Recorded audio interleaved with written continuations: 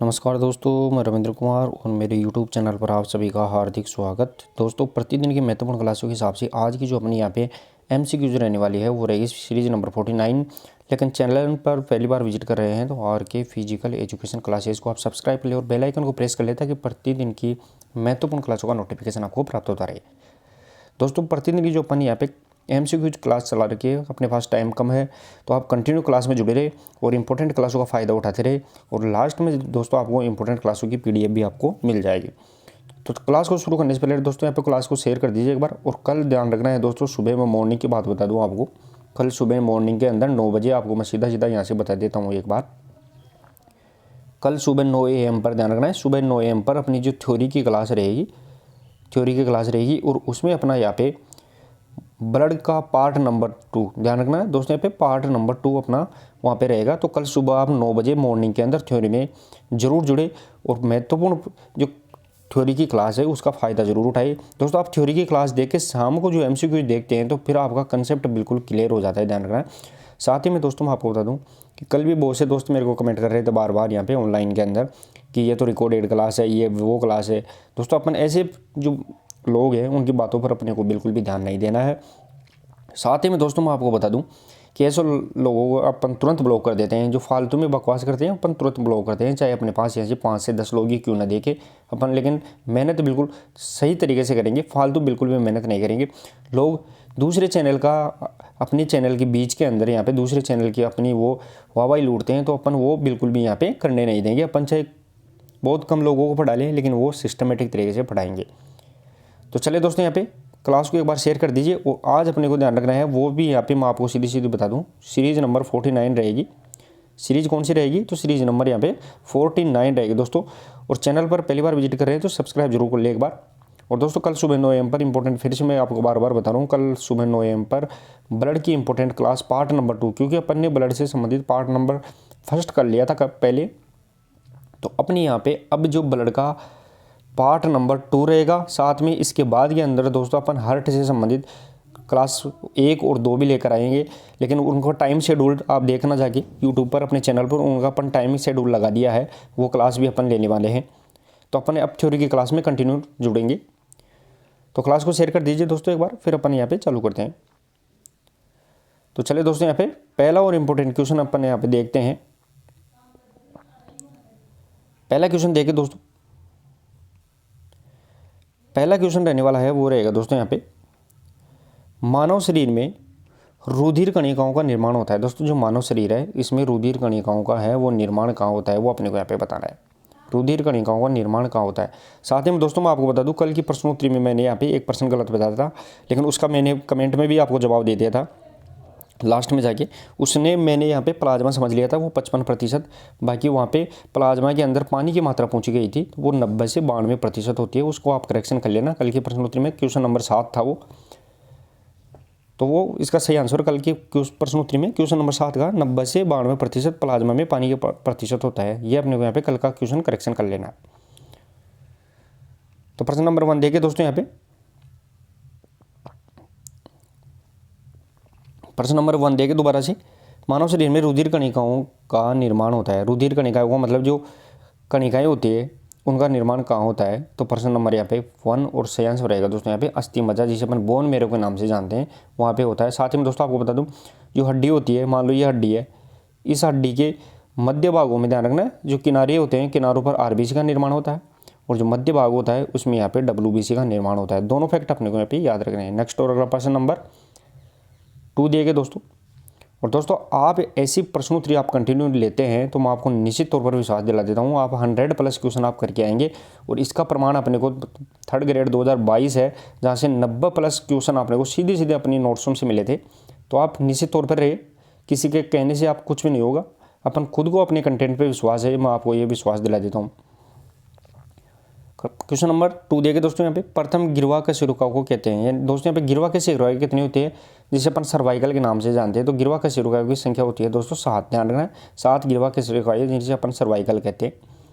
तो प्रथम को अपन किस नाम से जानते हैं, प्रश्न नंबर 2 सही आंसर रहेगा दोस्तों वो रहने वाला है, इसे अपन एटलस के नाम से जानते हैं। जो प्रथम गिरवा का शुरू हुआ है एटलस, और एटलस के अंदर ध्यान रखना है एक्सिस हड्डी कुछ होती है और इसके ऊपर ध्यान रखना है एटलस के ऊपरी खोपड़ी टिकी हुई होती है। नेक्स्ट और अगला प्रश्न नंबर थर्ड, प्रश्न नंबर थर्ड देखिए दोस्तों, मनुष्य के अनुबंधीय कंकाल में अस्थियों की संख्या कितनी होती है। दोस्तों मनुष्य का कंकाल तंत्र दो भागों में बटा हुआ होता है, एक अक्षीय और एक उपांगीय, यानी एक परपेंडिकुलर और एक यहाँ पे उपांगीय, यानी ध्यान रखना है दोनों प्रकार का यहाँ पे। तो यहाँ पे अक्षीय कंकाल होता है उसमें हड्डियों की संख्या 80 और उपांगीय कंकाल में 126 होती है। दोनों मिलाकर अपन देखें तो टोटल बोन्स की संख्या 206 हो जाती है। तो यहाँ पे अनुबंधीय तो सही आंसर रहेगा दोस्तों यहाँ पे प्रश्न नंबर थर्ड का वो रहने वाला है 126 यहाँ पे बोन पाई जाती है। नेक्स्ट और अगला प्रश्न नंबर 4 देखे दोस्तों, थोड़ा सा मैं इसको और जूम कर लेता हूँ। प्रश्न नंबर 4 देखे दोस्तों, प्रश्न नंबर 4 रहेगा दोस्तों यहाँ पे कब्जा संधि का उदाहरण है। दोस्तों ये कब्जेदार संधि है उसका उदाहरण कौन सा है वो अपने को यहाँ पे बताना है। प्रश्न नंबर 4 बताना है दोस्तों यहाँ पे कब्जेदार संधि का उदाहरण कौन सा है, कलाई, एटलस, कपाल संधि या कोनी। प्रश्न नंबर यहाँ पे 4 सही आंसर रहेगा दोस्तों वो रहने वाला है कोनी होती है, जो एल्बो जॉइंट है वो यहाँ पे कब्जेदार संधि का उदाहरण रहेगा। नेक्स्ट और अगला प्रश्न नंबर 5 देखिए दोस्तों, प्रश्न नंबर 5 वर्टिकल एक्सेस पर किस जोड़ का दाएं व बाएं घूमना कहलाता है। दोस्तों यहाँ पे वर्टिकल एक्स है तो उस पर किसी भी जोड़ का दाएं बाएं घूमना क्या कहलाता है वो अपने यहाँ पे बताना। वर्टिकल एक्स ध्यान रखना ऊपर से नीचे टॉप टू बॉटम आता है, ठीक, तो उसमें दाएं और बाएं यानी दाएं भी और बाएं भी घूमना क्या कहलाता है। प्रश्न नंबर यहाँ पे 5 और सही आंसर रहेगा दोस्तों वो रहने वाला है रोटेशन, क्योंकि वर्टिकल एक्स में कौन सा घूर्णन आती है तो वो रोटेशन ही आती है, ध्यान रखना रोटेशन ही रहेगी सिर्फ। नेक्स्ट और अगला प्रश्न नंबर 6 देखे दोस्तों, प्रश्न नंबर 6 मनुष्य के बाहर का कितना प्रतिशत भाग पेशियां होती है। दोस्तों ये प्रश्न ध्यान रखना है पूछा गया था शारीरिक शिक्षक भर्ती 2018 में पूछा गया प्रश्न था कि मनुष्य के बाहर का कितना प्रतिशत मांसपेशियां या पेशियां होती है, मसल्स होती है। इंपॉर्टेंट क्वेश्चन रहेगा दोस्तों यहाँ पे प्रश्न नंबर 6 और सही आंसर रहेगा दोस्तों 40%। ध्यान रखना 40% यहाँ पे मसल्स पाई जाती है कुल बॉडी वेट का। नेक्स्ट और अगला प्रश्न नंबर 7 देखिए दोस्तों, प्रश्न नंबर 7 बाइसेप्स व ट्राइसेप्स पेशिया है। दोस्तों यहाँ पे बाइसेप्स है और एक ट्राइसेप्स है, ये पेशिया या मसल्स है वो कैसी है वो अपने को यहाँ पे बताना है। बाइसेप्स और ट्राइसेप्स पेशिया कैसी है, ऐचिक, अनैचिक, चिकनी या रेखित। दोस्तों मसल्स कितने प्रकार की होती है, 3 प्रकार की मांसपेशी होती है, ऐचिक, अनैचिक और हार्दी मांसपेशी। ऐचिक मांसपेशी को अपन धारीदार में पेशी भी कहते हैं। साथ ही में दोस्तों अनैचिक मांसपेशी उसे अपन चिकनी, रेखित भी कहते हैं, कंकाली मांसपेशी भी कहते हैं। तो प्रश्न नंबर 7 और सही आंसर रहेगा दोस्तों वो रहने वाला है यहाँ पे ऐचिक मांसपेशी। ध्यान रखना बाइसेप्स और ट्राइसेप्स ऐचिक मांसपेशी है, वॉलेंट्री मसल्स है जो अपनी इच्छा से कार्य करती है। नेक्स्ट और अगला प्रश्न नंबर 8 देखिए दोस्तों, प्रश्न नंबर 8 बॉक्सर मसल्स है। दोस्तों यहाँ पे बॉक्सर मसल्स कौन सी है वो अपने को यहाँ पे बताना है। बॉक्सर मसल्स पेक्टोरलिस मेजर, डेल्टोइस, हार्टोरिस या बाइसेप्स व ट्राइसेप्स, बॉक्सर मसल्स कौन सी रहेगी दोस्तों। और एक बार दोस्तों सभी एक बार अपने अपने चैनल पर जो अपने भी व्हाट्सअप ग्रुप है, सोशल मीडिया ग्रुप है, उन पर एक बार जरूर क्लास को शेयर और लाइक कर दे एक बार अपन यहाँ पे। प्रश्न नंबर 8 और सही आंसर रहेगा दोस्तों वो रहने वाला है डेल्टोइड मसल। ध्यान रखना डेल्टोइड जो कंधे के अंदर पाई जाती है दोस्तों वो कौन सी मसल्स, बॉक्सर मसल्स कहलाती है। नेक्स्ट और अगला प्रश्न नंबर 9, प्रश्न नंबर 9 देखें दोस्तों, सहन शक्ति प्रशिक्षण से हृदय का आकार क्या होता है। दोस्तों सहन शक्ति यानी एंडोरेंस वाला जो अपन ट्रेनिंग करते हैं उससे जो हार्ट है, हार्ट का आकार क्या हो जाता है, घट जाता है, बढ़ जाता है, कोई फर्क नहीं पड़ता या घटता बढ़ता रहता है। यानी एंडोरेंस से ट्रेनिंग लेते हैं तो यहाँ पे हार्ट का आकार क्या हो जाता है। प्रश्न नंबर 9 सही आंसर रहेगा दोस्तों वो बढ़ जाता है, हार्ट का आकार बढ़ जाता है, जिसे अपन एथलीट हार्ट के नाम से भी जानते हैं। ध्यान रखना इसे अपन एथलीट हार्ट भी कहते हैं। नेक्स्ट और अगला प्रश्न नंबर 10 देखिए दोस्तों, प्रश्न नंबर 10, प्रश्न नंबर 10 रहेगा दोस्तों यहाँ पे वो रहने वाला है लंबे समय तक किए जाने वाले व्यायाम के शुरू के भाग के दौरान पैदा हुई थकान के लक्षणों को अचानक संवेदना द्वारा प्रकट होना क्या कहलाता है। यानी लंबे समय तक अपने को व्यायाम करना है लेकिन शुरू के अंदर ही अपने को थकान पैदा हो जाती है, ऐसा अपने को महसूस होता है, ऐसे लक्षण मिलते हैं तो वो क्या कहलाता है। ऑक्सीजन ड्रेन, EOPC, द्वितीयक वायु या वेंटिलेशन। ध्यान रखना है दोस्तों मैंने बताया था, प्लेलिस्ट में जाकर आप थ्योरी की क्लास देख सकते हैं। सेकंड विंड से संबंधित, द्वितीयक वायु से संबंधित। आप देख सकते हैं कि क्रिया को शुरू करते ही कुछ समय बाद अपने को थकान सी महसूस होती है, बेचैनी होने लगती है, क्रिया को समाप्त करने की इच्छा होती है, तो वो क्या होता है, सेकंड विंड या द्वितीय वायु अपन उसे कहते हैं। और इसकी ये शब्द किसके द्वारा दिया गया था, वो बाहर शेफर्ड के द्वारा दिया गया था। नेक्स्ट और अगला प्रश्न नंबर 11 देखिए दोस्तों। प्रश्न नंबर 11, मिलिट्री प्रेस शरीर के किस भाग का व्यायाम है। दोस्तों यहाँ पे मिलिट्री प्रेस ध्यान रखना है, शरीर के किस भाग का व्यायाम है वो अपने को यहाँ पे बताना है। मिलिट्री प्रेस बाजू का, पैर, कंधे या पेट। इंपॉर्टेंट क्वेश्चन रहेगा दोस्तों, ऐसे क्वेश्चन आप पहली बार सुन रहे होगे मेरे अकॉर्डिंग। तो मिलिट्री प्रेस शरीर के किस भाग का व्यायाम है, प्रश्न नंबर यहाँ पे 11। और सही आंसर रहेगा दोस्तों यहाँ पे मिलिट्री प्रेस है वो शरीर के किस भाग का व्यायाम है, ये अपने को यहाँ पे बताना है। चले दोस्तों यहाँ पे प्रश्न नंबर 11 और सही आंसर रहेगा दोस्तों मिलिट्री प्रेस ये शरीर बाजू का व्यायाम है, ध्यान रखना है, बाजू के व्यायाम रहेगा। नेक्स्ट और अगला प्रश्न नंबर 12। प्रश्न नंबर 12 देखिए दोस्तों, मायोग्राफ द्वारा मापा जाता है। दोस्तों मायोग्राफ है, मायोग्राफ द्वारा क्या मापते हैं वो अपने को यहाँ पे बताना है। अब मायो का अर्थ क्या होता है दोस्तों, जो मायो होता है, मायो का मतलब अपने को पता लग गया मांसपेशी से संबंधित है, लेकिन इसके द्वारा क्या मापते हैं, ग्राफ, मायोग्राफ के द्वारा। प्रश्न नंबर यहाँ पे 12 और सही आंसर रहेगा दोस्तों पेशियों का संकुचन, यानी मसल्स कॉन्ट्रैक्शन होता है दोस्तों, संकुचन होता है, उस वो मापा जाता है। नेक्स्ट और अगला प्रश्न नंबर 13। प्रश्न नंबर 13 देखें दोस्तों, शरीर में वर्दी व मरम्मत का कार्य करता है। दोस्तों शरीर के अंदर वर्दी और मरम्मत का कार्य है वो कौन करता है वो अपने को यहाँ पे बताना। शरीर में वर्दी और मरम्मत का कार्य कौन करता है, कार्बोहाइड्रेट, वसा, विटामिन, प्रोटीन। प्रश्न नंबर यहाँ पे 13 और सही आंसर रहेगा दोस्तों वो रहने वाला है यहाँ पे प्रोटीन होता है शरीर में, वो वर्दी और मरम्मत का कार्य करता है, रिपेयर का काम करता है। साथ ही में दोस्तों इसे अपन बॉडी बिल्डअप आर के नाम से जानते हैं, ध्यान रखना, बॉडी बिल्डअप आर। नेक्स्ट और अगला प्रश्न नंबर 14। प्रश्न नंबर 14 देखिए दोस्तों, रक्त का पीएच होता है। दोस्तों जो ब्लड होता है, इस ब्लड का पीएच कौन सा होता है वो अपने को यहाँ पे बताना है।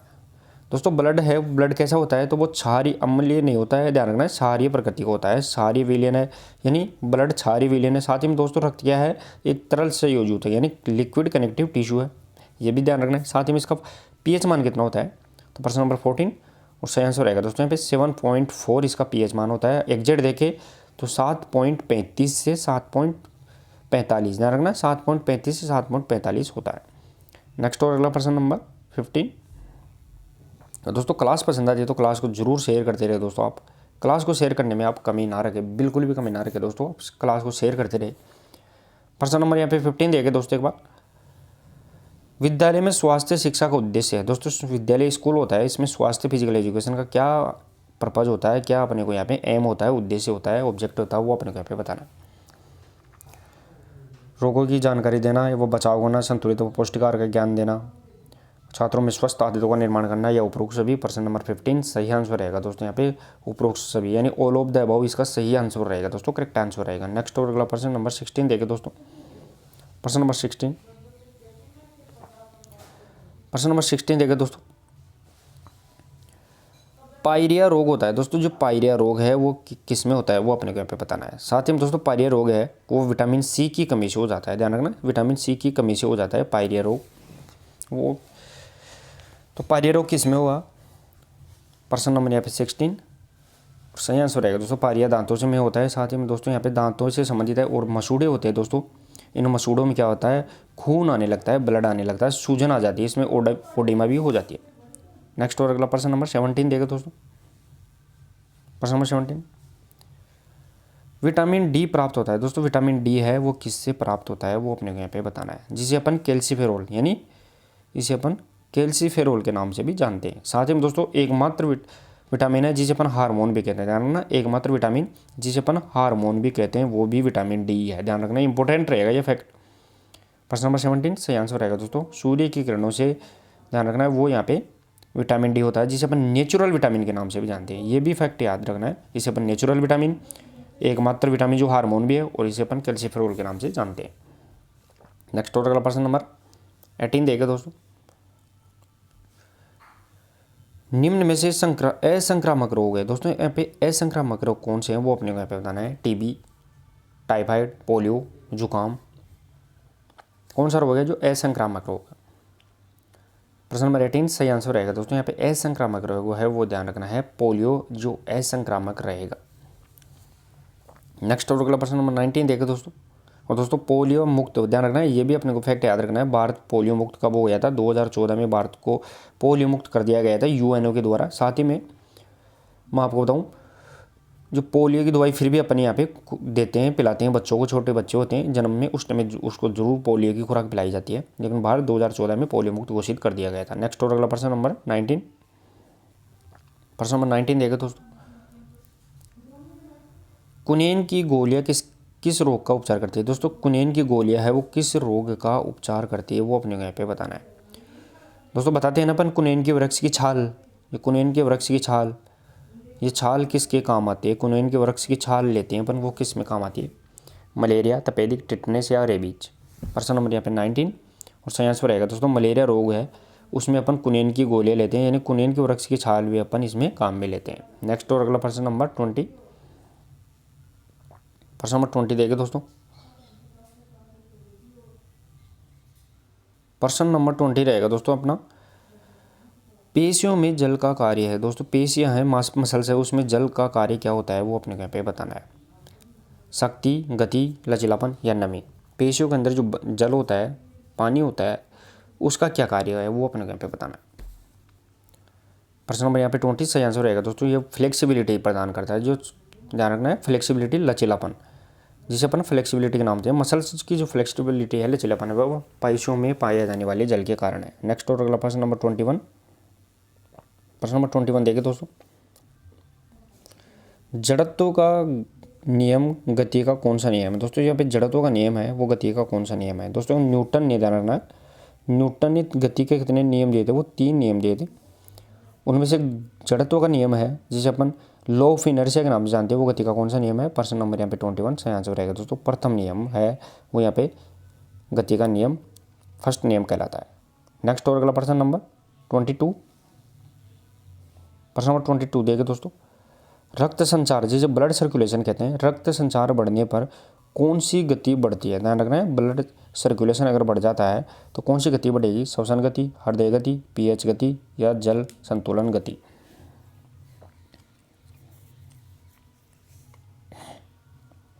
चले दोस्तों यहाँ पे प्रश्न नंबर 22 सही आंसर रहेगा दोस्तों, यहाँ पे हार्ट बीट ज़्यादा बढ़ जाएगी, यानी हार्ट बीट होती है, हृदय की गति होती है जिसे अपन हार्ट बीट के नाम से जानते हैं, हार्ट बीट वो बढ़ के ज़्यादा हो जाएगी। नेक्स्ट और अगला प्रश्न नंबर 23।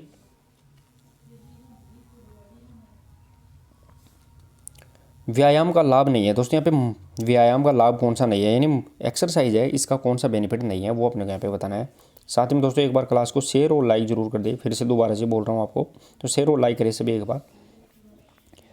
प्रश्न नंबर यहाँ पे 23 व्यायाम का लाभ नहीं है, चोट, मोटापा कम होना, रोगों से सुरक्षा, स्वस्थ शरीर। तो प्रश्न नंबर यहाँ पे 23 का सही आंसर रहेगा दोस्तों, वो रहने वाला है यहाँ पे चोट। व्यायाम का लाभ नहीं है तो कौन सा नहीं है दोस्तों यहाँ पे, वो रहने वाला है चोट, व्यायाम का लाभ नहीं है, क्योंकि इंजरी यहाँ पे हो सकती है, व्यायाम न करेंगे तो भी इंजरी, व्यायाम कर देंगे तो भी इंजरी हो सकती है, लेकिन मोटापा कम जरूर होता है, रोगों से सुरक्षा मिलती है और वेलनेस यहाँ पे स्वस्थ शरीर रहता है। नेक्स्ट और अगला प्रश्न नंबर 24। प्रश्न नंबर 24 देखिए दोस्तों। एरोबिक व एनाएरोबिक दोनों है दोस्तों, यहाँ पे फिर से यहाँ पे मिस प्रिंट है थोड़ा सा, दोनों ध्यान रखना है यहाँ पे, एरोबिक और एनाएरोबिक दोनों है वो अपने को यहाँ पे बताना है। प्रश्न पहले भी आया था अपने पास 1-2 प्रश्न उत्तरी में, तो प्रश्न नंबर 24 सही आंसर रहेगा। अगर थोड़ा सा भी आपने अपनी थोड़ा सा ध्यान लगाया उस टाइम में तो सही आंसर उस टाइम में बताया था मैंने। यहाँ पे साइकिलिंग होती है वो एरोबिक और एनाएरोबिक यानी ऑक्सीकृत और अनऑक्सीकृत दोनों क्रियाओं में आती है। नेक्स्ट और अगला प्रश्न नंबर 25। प्रश्न नंबर 25 देखिए दोस्तों। क्रायोथेरेपी किसका प्राथमिक उपचार है। दोस्तों क्रायोथेरेपी है वो किसका प्राथमिक उपचार है वो अपने को यहाँ पे बताना है। दोस्तों क्रायोथेरेपी का मतलब क्या है, यानी ठंडी जल चिकित्सा, ठंडी जल चिकित्सा होती है वो ध्यान रखना। क्रायोथेरेपी जैसे बर्फ़ हो गई, methane gas, ethyl alcohol, immersion, ये क्रायोथेरेपी के अंतर्गत आती है। तो प्रश्न नंबर यहाँ पे 25 सही आंसर रहेगा दोस्तों। मोच या स्प्रेन के अंदर ध्यान रखना है वो क्रायोथेरेपी अपन यहाँ पे यूज करते हैं। नेक्स्ट और अगला प्रश्न नंबर 26। प्रश्न नंबर 26 देखिए दोस्तों। मोच सती है यानी स्प्रेन कौन सी चोट है वो अपने यहाँ पे बताना है। मोच है जो कौन सी सती है या चोट है, पेशी की, अस्थि की, स्नायु की या संयोजी ऊतकों की। प्रश्न नंबर 26 में सही आंसर रहेगा दोस्तों वो रहने वाला है यहाँ पे स्नायु, जिसे अपन किस नाम से जानते हैं, बंद भी बोलते हैं स्नायु को अपन, बंद, या फिर इसे अपन इंग्लिश में लिगामेंट भी बोलते हैं। तो ये स्नायु किसकी रहेगी, लिगामेंट, जो बोन टू बोन, हड्डी को हड्डी से जोड़ता है, उसे अपन लिगामेंट कहते हैं। नेक्स्ट और अगला प्रश्न नंबर 27।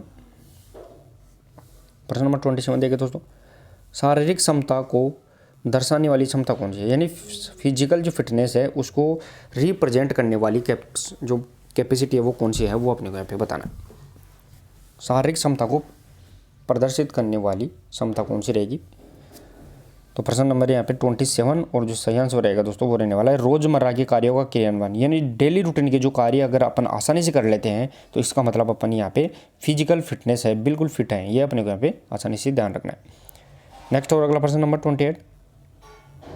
प्रश्न नंबर 28 देखिए दोस्तों, शारीरिक शिक्षा का प्रभाव है, यानी फिजिकल एजुकेशन का यहाँ पे फैक्ट है, वो प्रभाव है वो कौन सा अपने को यहाँ पे बताना है। शारीरिक शिक्षा पर प्रभाव है, किसका प्रभाव है फिजिकल एजुकेशन पर, यथार्थवाद का, आदर्शवाद का, प्रकृतिवाद का, या सभी का। प्रश्न नंबर यहाँ पे 28 और सही आंसर रहेगा दोस्तों यहाँ पे उपरोक्त सभी का यहाँ पे फिजिकल एजुकेशन पर इफेक्ट मिलता है। नेक्स्ट और अगला प्रश्न नंबर 29। प्रश्न नंबर 29 देखिए दोस्तों, शारीरिक शिक्षा अनुभवों का सामूहिक प्रभाव है जो मनुष्य को प्राप्त होते हैं, ये कथन किसका है, यानी शारीरिक शिक्षा अनुभव का सामूहिक प्रभाव है जो मनुष्य को प्राप्त होती है, कथन किसका है, वो अपने को यहाँ पे बताना है प्रश्न नंबर 29 में।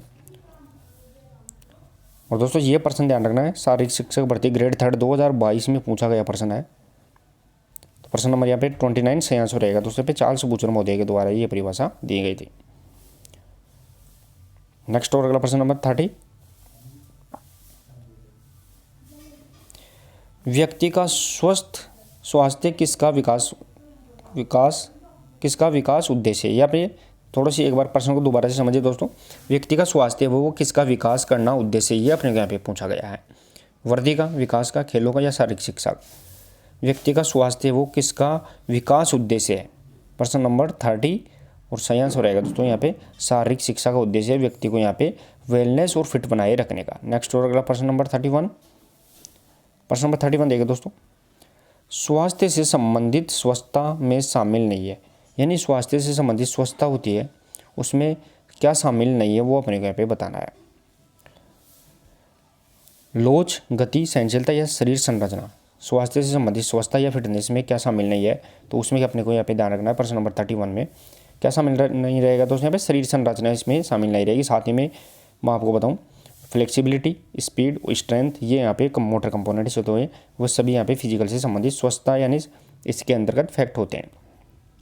नेक्स्ट और अगला प्रश्न नंबर 32। शारीरिक शिक्षा वह शिक्षा है जिसमें विकास होता है, किसका विकास होता है, वो अपने को यहाँ पे बताना है। अब शारीरिक शिक्षा वह शिक्षा है जिसमें विकास होता है शरीर का, वृद्धि का, दोनों का, या किसी का नहीं। प्रश्न नंबर 32 और सही आंसर रहेगा दोस्तों यहाँ पे उपरोक्त दोनों, यानी फिजिकल और शरीर का और वृद्धि दोनों का यहाँ पे विकास होता है, ध्यान रखना है। सही आंसर रहेगा दोस्तों दोनों का। नेक्स्ट और अगला प्रश्न नंबर 33। प्रश्न नंबर 33 देखिए दोस्तों, अपनी इच्छाओं व आकांक्षाओं की पूर्ति के लिए क्या करना चाहिए, अपनी इच्छाओं और आकांक्षाओं की पूर्ति के लिए क्या करना चाहिए, स्वस्थ रहना, नियमों का पालन, नैतिकता या खेल, क्या करना चाहिए। प्रश्न नंबर 33 और सही आंसर रहेगा दोस्तों यहाँ पे अपनी इच्छाओं व आकांक्षाओं की पूर्ति के लिए व्यक्ति को यहाँ पे खेल यानी स्पोर्ट्स यहाँ पे प्ले करना चाहिए। नेक्स्ट और अगला प्रश्न नंबर 34। प्रश्न नंबर 34 देखिए दोस्तों, शारीरिक सक्षमता को प्रभावित करने वाले कारक है, यानी फिजिकल फिटनेस है, इसको यहाँ पे इफेक्टिव या प्रभावित करने वाले कारक कौन से हैं, नियमित व्यायाम, ड्रग्स, उचित विश्राम, या सभी। शारीरिक सक्षमता को प्रभावित करने वाले कारक प्रश्न नंबर 34 सही आंसर रहेगा दोस्तों यहाँ पे उपरोक्त सभी है, यानी इस प्रकार अपने को यहाँ पे शरीर को फिटनेस को सभी कारक यहाँ पे प्रभावित करते हैं। नेक्स्ट और अगला प्रश्न नंबर 35। प्रश्न नंबर 35 देखिए दोस्तों, आयास भुजा की लंबाई बढ़ाने पर बल लगता है, दोस्तों आयास भुजा की लंबाई बढ़ाने पर बल लगता है, वो अपने को यहाँ पे बताना है। अधिक, कम, बराबर, या कोई नहीं। दोस्तों आयास या फिर इसे अपन फलक्रम भी कहते हैं, ध्यान रखना है। तो इसकी लंबाई बढ़ाने पर बल पर कैसा प्रभाव पड़ेगा 35 में बताना है, और सही आंसर रहेगा दोस्तों कम बल लगेगा। यानी जो लीवर होता है दोस्तों, वो लीवर ध्यान रखना है, मान लो किसी वस्तु को हटाना है तो ये तो अपना यहाँ पे लीवर लगा दिया, और ये अपना यहाँ पे वजन है, इसको उठाना है, और ये अपने यहाँ पे सख्त छड़ हो जाती है। तो ध्यान रखना है, कम दूरी पर तो अधिक बल लगता है, और अधिक दूरी पर अगर रखते हैं तो कम बल पैदा होता है। दोनों यहाँ पे उल्टा इफेक्ट रखता है। नेक्स्ट अगला प्रश्न नंबर 36। प्रश्न नंबर 36 देखिए दोस्तों, मानव का चलना न्यूटन के किस नियम का उदाहरण है। दोस्तों मानव का चलना न्यूटन का कौन सा नियम है वो अपने यहाँ पे बताना है। प्रथम, द्वितीय, तृतीय या संवेग संरक्षण। प्रश्न नंबर 36 बताना है, और सही आंसर रहेगा दोस्तों मानव का चलना है वो तृतीय नियम है, क्योंकि मानव चलता है तो क्रिया प्रतिक्रिया होती है। क्योंकि पैर होता है, मान लो व्यक्ति का पैर होता है, मान लो ये व्यक्ति का पैर है, तो ये पैर ध्यान रखना है यहाँ पे जमीन को पीछे की तरफ धकेलेगा, तब जाके व्यक्ति आगे की तरफ आएगा, तो इसे क्रिया प्रतिक्रिया होती है। नेक्स्ट और अगला प्रश्न नंबर 37। प्रश्न नंबर 37 देखिए दोस्तों, गति के दौरान संतुलन बनाना किस में आता है। दोस्तों यहाँ पे गति कर रहे हैं, फिर अपन बैलेंस बना रहे हैं, संतुलन कर रहे हैं, तो वो किसके अंतर्गत आएगा। स्टैटिक, डायनेमिक, न्यूट्रल या गुरुत्व। गति के दौरान संतुलन बना रहे हैं दोस्तों यहाँ पे, वो अपने को यहाँ पे बताना है। प्रश्न नंबर 37 और सही आंसर रहेगा दोस्तों यहाँ पे, उसे अपन डायनेमिक यानी गतिशील अवस्था में कहेंगे, बैलेंस बनाई तो उसमें वो डायनेमिक अवस्था होगी। नेक्स्ट और अगला प्रश्न नंबर 38। प्रश्न नंबर 38 देखिए दोस्तों, एक ठोस गेंद का गुरुत्व केंद्र होता है, यानी ठोस गेंद है उसका गुरुत्व केंद्र यानी CG है, उस CG पॉइंट कौन सा होगा, सेंटर ऑफ ग्रेविटी, वो अपने को यहाँ पे बताना है। दोस्तों एक कोई ठोस गेंद है मान लो, तो इसका यहाँ पे गुरुत्व केंद्र कौन सा होगा वो अपने को यहाँ पे बताना है। ये कोई ठोस गेंद हो गई, तो इसका CG पॉइंट कौन सा रहने वाला है। प्रश्न नंबर यहाँ पे 38 बताना है। सही आंसर रहेगा दोस्तों, इसका CG पॉइंट यहाँ पे मध्य में होता है। ध्यान रखना, इसका CG पॉइंट सेंटर के अंदर होगा, मध्य के अंदर होता है। नेक्स्ट और अगला प्रश्न नंबर 39। प्रश्न नंबर 39 देखिए दोस्तों, शारीरिक शिक्षा का उद्देश्य व्यक्ति में विकसित करना है, यानी शारीरिक शिक्षा है इसका उद्देश्य व्यक्ति में क्या विकसित करना है, बुराइयों को, गुणों को, शरीर को या आत्मा को। प्रश्न नंबर 39 सही आंसर रहेगा दोस्तों, शारीरिक शिक्षा का उद्देश्य व्यक्ति में गुणों को यानी अच्छे जो गुण हैं उनको विकसित डेवलप करना होता है। नेक्स्ट और अगला प्रश्न नंबर 40। प्रश्न नंबर 40 देखिए दोस्तों, गति या वेग परिवर्तन की दर को क्या कहते हैं। ध्यान रखना है दोस्तों यहाँ पे गति या वेग परिवर्तन को दर को अपन क्या कहते हैं वो अपने को यहाँ पे बताना है। वेग, संवेग, गति या परावर्तन, यानी गति या वेग में परिवर्तन की दर है तो उसे अपन क्या कहते हैं। प्रश्न नंबर 40 सही आंसर रहेगा दोस्तों, उसे अपन संवेग यानी एक्सीलरेशन के नाम से अपन उसे जानते हैं, इसे अपन त्वरण भी बोल सकते हैं। नेक्स्ट और अगला प्रश्न नंबर 41। और दोस्तों क्लास कैसी लग रही है उसके बारे में अब आप कमेंट बॉक्स में अपने विचार जरूर बताएं मेरे को, क्लास कैसी लग रही है। अगर अच्छी लगती है तो क्लास को शेयर जरूर करिए एक बार। फ्लैट फुट का पता लगाते हैं दोस्तों, यहाँ पे फ्लैट फुट जो डिफॉर्मिटीज है इसका पता किससे लगाते हैं वो अपने को यहाँ पे बताना है। दोस्तों यहाँ पे पोस्चर से संबंधित होती है, शरीर के अंदर पोस्चर बोलते हैं आसन, या फिर डिफॉर्मिटी जो होती है विकृति होती है, तो फ्लैट फुट होता है उसका पता किसके द्वारा लगाया जाता है। प्रश्न नंबर यहाँ पे 41 और सही आंसर रहेगा दोस्तों यहाँ पे पेडोग्राफ होता है, उसके द्वारा फ्लैट फुट का पता लगाया जाता है। दोस्तों फ्लैट फुट का मतलब जो पैर नीचे से यहाँ पे बिल्कुल चपटा हो जाता है, ध्यान रखना, उसे अपन फ्लैट फुट कहते हैं। इसमें आर्क गायब हो जाती है, ये अपने को यहाँ पे फैक्ट याद रखना। नेक्स्ट और अगला प्रश्न नंबर 42। प्रश्न नंबर 42 देखे दोस्तों, मैक्रोसाइकिल की अवधि क्या है। दोस्तों यहाँ पे मैक्रोसाइकिल है, पीरियोडाइजेशन से संबंधित है, उसमें उसकी टाइम पीरियड है वो क्या है वो अपने को यहाँ पे बताना है। मैक्रोसाइकिल की टाइम पीरियड दोस्तों 3 प्रकार के चक्र होते हैं, एक माइक्रो, सबसे छोटा माइक्रो, फिर मीजो और लास्ट में होता है वो मैक्रो होता है, सबसे बड़ा चक्र होता है जो 3 से 12 माह तक। ध्यान रखना है प्रश्न नंबर 42 वो सही आंसर रहेगा दोस्तों, 3 से 12 माह का जो चक्र होता है उसे अपन मैक्रो चक्र, और जो 5 से 10 दिन का होता है उसे अपन माइक्रो चक्र, और 3 माह तक होता है ध्यान रखना है वो यहाँ पे मीजो चक्र होता है। नेक्स्ट और अगला प्रश्न नंबर 43। प्रश्न नंबर 43 देखिए दोस्तों, कंट्यूजन शब्द संबंधित है। दोस्तों यहाँ पे कंट्यूजन शब्द है वो किससे संबंधित है। दोस्तों कंट्यूजन को अपन हिंदी में क्या बोलते हैं, नील पड़ना, नील पड़ना, या इसे अपन गुम्बड़ भी बोल सकते हैं, गुम्बड़ है वो भी इसे अपन कहते हैं। तो कंट्यूजन शब्द किससे संबंधित है, पाचन, श्वसन, आहार या चोट। तो सही आंसर रहेगा दोस्तों ये चोट, और चोट भी किसकी रहेगी तो ये स्किन, त्वचा की चोट का उदाहरण है, ध्यान रखना त्वचा की चोट। नेक्स्ट और अगला प्रश्न नंबर 44। प्रतिक्रिया समय किसका भाग है दोस्तों? यहाँ पे रिएक्शन टाइम होता है वो किसका भाग है, वो अपने को यहाँ पे बताना है। प्रतिक्रिया समय, रिएक्शन टाइम वो किसका भाग है? शारीरिक दक्षता, मोटर फिटनेस, सभी, स्वास्थ्य दक्षता या फिर सभी। रिएक्शन टाइम, प्रतिक्रिया समय यानी तुरंत जाना और तुरंत आना, उसमें जो उससे अपन बोलते हैं वो प्रतिक्रिया, रिएक्शन एबिलिटी बोलते हैं, रिएक्शन टाइम इसे अपन बोलते हैं। तो प्रश्न नंबर यहाँ पे 44 और सही आंसर रहेगा दोस्तों यहाँ पे वो रहने वाला है मोटर फिटनेस। मोटर फिटनेस दोस्तों, मोटर फिटनेस में अपन मैंने 5 कंपोनेंट बताए हैं, स्पीड, स्ट्रेंथ, एंडोरेंस, फ्लेक्सिबिलिटी और कोऑर्डिनेशन एबिलिटी। ये 5 मोटर कंपोनेंट्स, अगर रिएक्शन टाइम सही है तो इसका मतलब मोटर कंपोनेंट्स उसके बिल्कुल यहाँ पे ठीक है। नेक्स्ट और अगला प्रश्न नंबर 45, लड़कियों में शर्मीलेपन के कारण रोग होता है। दोस्तों लड़कियां हैं, लड़कियों में शर्मीलेपन के कारण कौन सा रोग होता है? काइपोसिस, लार्डोसिस, स्कोलिसिस या बैकबोन। दोस्तों लड़कियां मतलब जो लड़कियां हैं वो ज़्यादातर अपनी गर्दन को झुका के चलती है, गर्दन है उसको झुका के चलती है मान लो। तो यहाँ पे लड़कियों में कौन सा रोग हो जाता है? पीठ के पीछे ध्यान रखना है, उसमें कुबड़ सा बन जाता है जिसे अपन किस नाम से जानते हैं? काइपोसिस के नाम से जानते हैं। प्रश्न नंबर यहाँ पे 45 और सही आंसर रहेगा दोस्तों यहाँ पे काइपोसिस। नेक्स्ट और अगला प्रश्न नंबर 46 देखिए दोस्तों। प्रश्न नंबर 46, किस अस्थिभंग में अस्थियां मुड़ जाती है लेकिन टूटती नहीं है? यहाँ पे ध्यान रखना है दोस्तों कौन सा अस्थिभंग है जिसमें अस्थियां यानी हड्डियां मुड़ जाती है लेकिन टूटती नहीं है। प्रश्न 200 शारीरिक शिक्षक भर्ती 2022 थर्ड ग्रेड में भी पूछा गया प्रश्न है, रिलेटिव रहेगा। तो इसके अंदर मान लो हड्डियां हैं, वो हड्डियां मान लो दोस्तों यहाँ पे टूटती नहीं है बल्कि मैं आपको बता दूँ मुड़ जाती है, उसमें बैंड पैदा हो जाता है, वो अपने को यहाँ पे बताना है। ये यहाँ से मुड़ जाती है, मान लो मुड़ गई यहाँ से। साधारण, जटिल, मिश्रित या ग्रीन स्टिक। प्रश्न नंबर 46 सही आंसर रहेगा दोस्तों यहाँ पे ग्रीन स्टिक यानी कच्ची पचड़ी के नाम से, कच्ची पचड़ी भी इससे अपन बोल सकते हैं, जो बच्चों में ज़्यादातर होती है दोस्तों। यहाँ पे ये किस में होता है? बच्चों में होता है।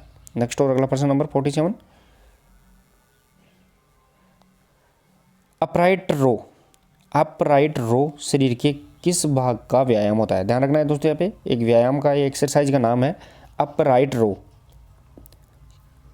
शरीर के किस भाग का व्यायाम है वो अपने को यहाँ पे बताना है। प्रश्न नंबर 47 में पीठ, जांग, गर्दन, छाती। प्रश्न नंबर यहाँ पे 47 सही आंसर रहेगा दोस्तों यहाँ पे पीठ का व्यायाम है। ध्यान रखना है पीठ का व्यायाम कौन सा है वो यहाँ पे ध्यान रखना है, अपराइट रो। नेक्स्ट और अगला प्रश्न नंबर 48। प्रश्न नंबर 48 देखिए दोस्तों, जांग की सबसे लंबी पेशी कौन सी है? दोस्तों यहाँ पे थाई है, थाई की सबसे लंबी यानी पेशी है वो कौन सी है वो अपने यहाँ पे बताना है, जिसे अपन यहाँ पे टेलर मसल्स, इसे अपन टेलर मसल्स के नाम से भी जानते हैं। दोस्तों यहाँ पे जांग की क्या है, ये शरीर की भी सबसे लंबी होती है, ध्यान रखना जांग में ही नहीं शरीर की भी सबसे लंबी होती है। तो प्रश्न नंबर यहाँ पे 48 और सही आंसर रहेगा दोस्तों वो रहने वाला है यहाँ पे सार्टोरियस, सबसे लंबी मसल्स होती है ह्यूमन बॉडी की। नेक्स्ट और अगला प्रश्न नंबर 49। प्रश्न नंबर 49 देखिए दोस्तों, अल्ट्रावायलेट ए तरंगों का प्रभाव होता है। दोस्तों यहाँ पे यूवी यानी अल्ट्रावायलेट तरंग वो भी कौन सी? ए प्रकार की। तो कौन सा यहाँ पे प्रभाव रहता है? एपिडर्मिस तक, डर्मिस तक, सारे शरीर पर या सभी पर? अल्ट्रावायलेट जो सूर्य से आने वाली पराबैंगनी किरणें हैं उसका प्रभाव कहाँ तक रहता है? प्रश्न नंबर 49 में और सही आंसर रहेगा दोस्तों यहाँ पे डर्मिस तक, यानी त्वचा की दूसरी लेयर। त्वचा की 3 लेयर होती है दोस्तों यहाँ पे, जो ऊपर वाली लेयर है, फिर इसकी दूसरी सेकंड लेयर और थर्ड लेयर, 3 लेयर होती है, 3 परत होती है। उससे शुरू की जो लेयर होती है ऊपर जो अपने को दिखाई दे रही है वो एपिडर्मिस, अंदर वाली होती है वो डर्मिस, और सबसे नीचे तक होती है उसे अपन हाइपोडर्मिस के नाम से जानते हैं, यानी सेकंड लेयर होती है वहाँ तक यहाँ पे अल्ट्रावायलेट के प्रभाव पड़ता है। नेक्स्ट और अगला प्रश्न नंबर 50। प्रश्न नंबर 50 देखें दोस्तों। प्रश्न नंबर 50 रहेगा दोस्तों यहाँ पे त्वचा की सतह पर बिना संपर्क तोड़े तेजी से झकझोरना वाला मालिश का प्रकार कौन सा है? यानी त्वचा से अपन संपर्क नहीं तोड़ रहे हैं, त्वचा से अपन संपर्क नहीं जोड़े और तेजी से झकझोरने वाली मालिश कौन सी रहेगी वो अपने को यहाँ पे बताना है। प्रेशर थेरेपी, पतराना, स्ट्रोकिंग या कंपन, जिसे अपन प्रेशर मसाज के नाम से जानते हैं। प्रश्न नंबर 50 और सही आंसर रहेगा दोस्तों उसे अपन प्रेशर मसाज कहते हैं। त्वचा से संपर्क भी नहीं जोड़ते हैं और फिर भी अपन उसमें वाइब्रेट करते हैं, ध्यान रखना वाइब्रेट करते हैं, कंपन करते हैं। नेक्स्ट और अगला प्रश्न नंबर 51, किसमें सत्य की खोज वैज्ञानिक ढंग से करते हैं? दोस्तों कल भी ये प्रश्न उत्तरी में अपन ने ये प्रश्न सम्मिलित किया था। कौन सा यहाँ पे विज्ञान है जिसमें सत्य की खोज को अपन वैज्ञानिक ढंग से करते हैं? आदर्शवाद, प्रयोगवाद, यथार्थवाद या प्रकृतिवाद। प्रश्न नंबर यहाँ पे 51 और सही आंसर रहेगा दोस्तों यहाँ पे यथार्थवाद, रियलिज्म। अपन यथार्थवाद को अपन इंग्लिश में रियलिज्म के नाम से जानते हैं। नेक्स्ट और अगला प्रश्न नंबर 52। प्रश्न नंबर 52 देखिए दोस्तों, कोल कूपर समिति ने अपने विचार प्रस्तुत किए। दोस्तों यहाँ पे कोल कूपर समिति है, उसने अपने विचार या रिपोर्ट है वो कब प्रस्तुत की, वो अपने को यहाँ पे बताना है।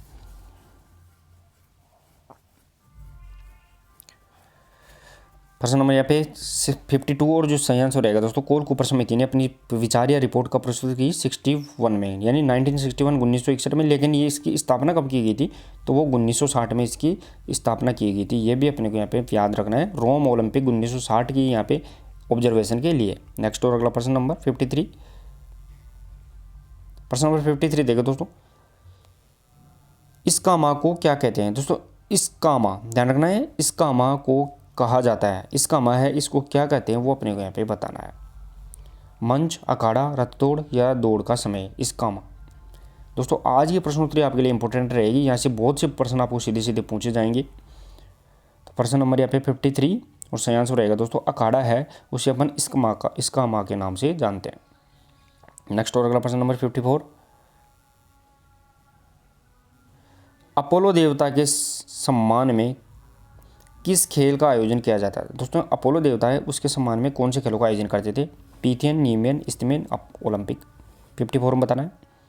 और सही आंसर रहेगा दोस्तों यहाँ पे पीथियन खेल होते हैं, ये जिसे अपन पाइथियन के नाम से भी जानते हैं, वो यहाँ पे अपोलो देवता के सम्मान में आयोजित किए जाते थे। नेक्स्ट और अगला प्रश्न नंबर 55।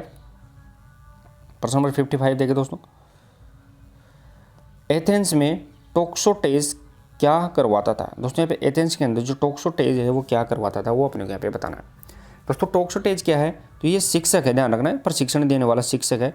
लेकिन ये किसका प्रशिक्षण देता था एथेंस के अंदर, धनुर्विद्या, व्यायाम, दौड़ या नृत्य। प्रश्न नंबर 55 और सही आंसर रहेगा दोस्तों यहाँ पे धनुर्विद्या यानी आर्चरी का यहाँ पे ट्रेनिंग देने वाला टोक्सोटोज कहलाता था। नेक्स्ट और अगला प्रश्न 56, वॉलीबॉल में एंटीना की नेट के ऊपर की लंबाई होती है। दोस्तों वॉलीबॉल खेल है और उसमें जो नेट के ऊपर की एंटीना की लंबाई पूछी गई है, ये मान लो ये नेट हो गया, ये नेट, और इस नेट से ऊपर ध्यान रखना है, नेट से ऊपर है वो एंटीना कितना ऊपर होता है, ये नेट से ऊपर एंटीना बताना है। तो एंटीना की लंबाई यहाँ पे ध्यान रखना है दोस्तों 1.80 मीटर होती है टोटल, 180 सेंटीमीटर। लेकिन नेट के ऊपर कितना होता है, तो वो 80 सेंटीमीटर नेट के ऊपर होता है। ये प्रश्न पूछा गया है दोस्तों पहले। नेक्स्ट और अगला प्रश्न नंबर 57। प्रश्न नंबर 57 देखिए दोस्तों, जीवन भर जो क्रिया होती है उसे क्या कहते हैं। दोस्तों जीवन भर जो क्रिया होती है उसे अपन किस नाम से जानते हैं, वृद्धि, विकास, वृद्धि और विकास दोनों या सभी। जीवन भर पूछी गई है दोस्तों, यहाँ पे ध्यान रखना है, जीवन भर की बात कर रहे हैं। प्रश्न नंबर 57 साइकोलॉजी से संबंधित प्रश्न है और सही आंसर रहेगा दोस्तों विकास होता है वो जीवन भर होता है, यानी डबल। और वृद्धि होती है दोस्तों एक निश्चित समय तक ही वृद्धि होती है, इसके बाद में रुक जाती है। लेकिन विकास जिंदगी भर चलता रहता है, जीवन पर्यंत चलता रहता है। नेक्स्ट और अगला प्रश्न नंबर 58, भारत में शारीरिक शिक्षा को आधुनिक रूप दिया। दोस्तों भारत में जो फिजिकल एजुकेशन है इसको आधुनिक रूप किसके द्वारा दिया गया है, मुगलों ने, IOC, अंग्रेजों या HC बक। प्रश्न नंबर 58 बताना है। और भारत में आधुनिक रूप पूछा गया है, भारत में शारीरिक शिक्षा का जनक पूछा जाए दोस्तों तो वो HC बक रहेगा, हैरी क्रोबक, भारत में शारीरिक शिक्षा का जनक। लेकिन आधुनिक रूप किसके द्वारा दिया गया है, तो वो सही आंसर रहेगा दोस्तों पे अंग्रेजों के द्वारा भारत में फिजिकल एजुकेशन को मॉडर्न यहाँ पे लुक दिया गया था। नेक्स्ट और अगला प्रश्न नंबर 59। प्रश्न नंबर 59 देखो दोस्तों, महाकाव्य काल माना जाता है, यानी महाकाव्य काल है उसका टाइम पीरियड कौन सा है वो अपने को यहाँ पे बताना है।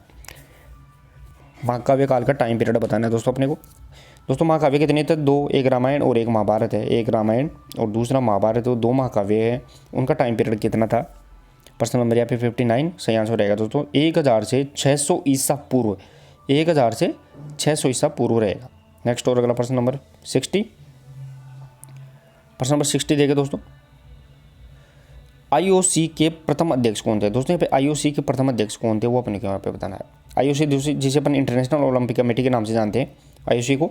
और साथ ही में दोस्तों इसका मुख्यालय है वो लुसाने स्विट्जरलैंड, इसका हेड क्वार्टर रहेगा। साथ ही में इसकी गठन कब हुआ था, तो वो यहाँ पे 23 जून 1899 को यहाँ पे इसका गठन किया गया था। लेकिन इसके पहले अध्यक्ष कौन थे, IOC के प्रथम अध्यक्ष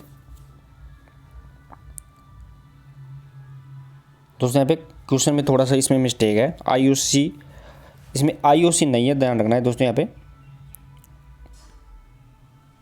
क्वेश्चन थोड़ा सा दिक्कत है। वैसे IOC के अध्यक्ष आप कमेंट बॉक्स में अपना जवाब जरूर देकर बताइए, IOC के प्रथम अध्यक्ष कौन थे। नेक्स्ट और अगला प्रश्न नंबर 61 देखिए दोस्तों। प्रश्न नंबर 61, आपको IOC के वर्तमान जो प्रथम अध्यक्ष थे उसके बारे में कमेंट बॉक्स में अपने आंसर टाइप करना है। प्रश्न नंबर 62 बताता हूँ मैं। ओलंपियाड का अर्थ है दोस्तों, यहाँ पे ओलंपियाड है, इस ओलंपियाड का अर्थ क्या है वो अपने को यहाँ पे बताना है।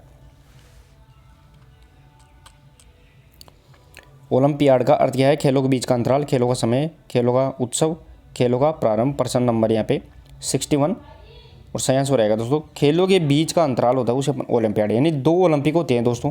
ओलंपिक में एक ओलंपिक और दूसरा ओलंपिक होता है, उसमें कितने साल का अंतर होता है? तो 4 साल से होते हैं। तो जो बीच का जो समय है उसे अपन ओलंपियाड के नाम से जानते हैं। नेक्स्ट और अगला प्रश्न नंबर 62,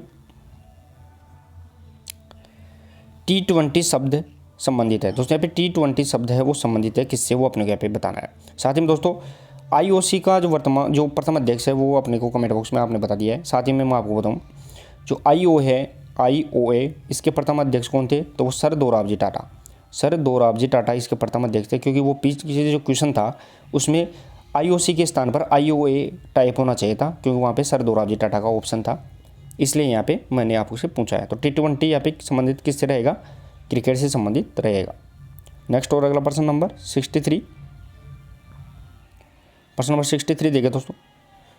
वॉलीबॉल टीम को नेट पर वार्म अप के लिए समय मिलता है दोस्तों। वॉलीबॉल टीम है उसको नेट पर वो वार्म अप करने के लिए कितना समय मिलता है वो अपने यहाँ पे बताना है। प्रश्न नंबर 63 सही आंसर रहेगा दोस्तों 63 के अंदर वो रहने वाला है 3 मिनट। यहाँ पे नेट के ऊपर यानी ग्राउंड जो कोर्ट होता है उस पर 3 मिनट के लिए अपन यहाँ पे वार्म अप कर सकते हैं। नेक्स्ट और अगला प्रश्न नंबर 64,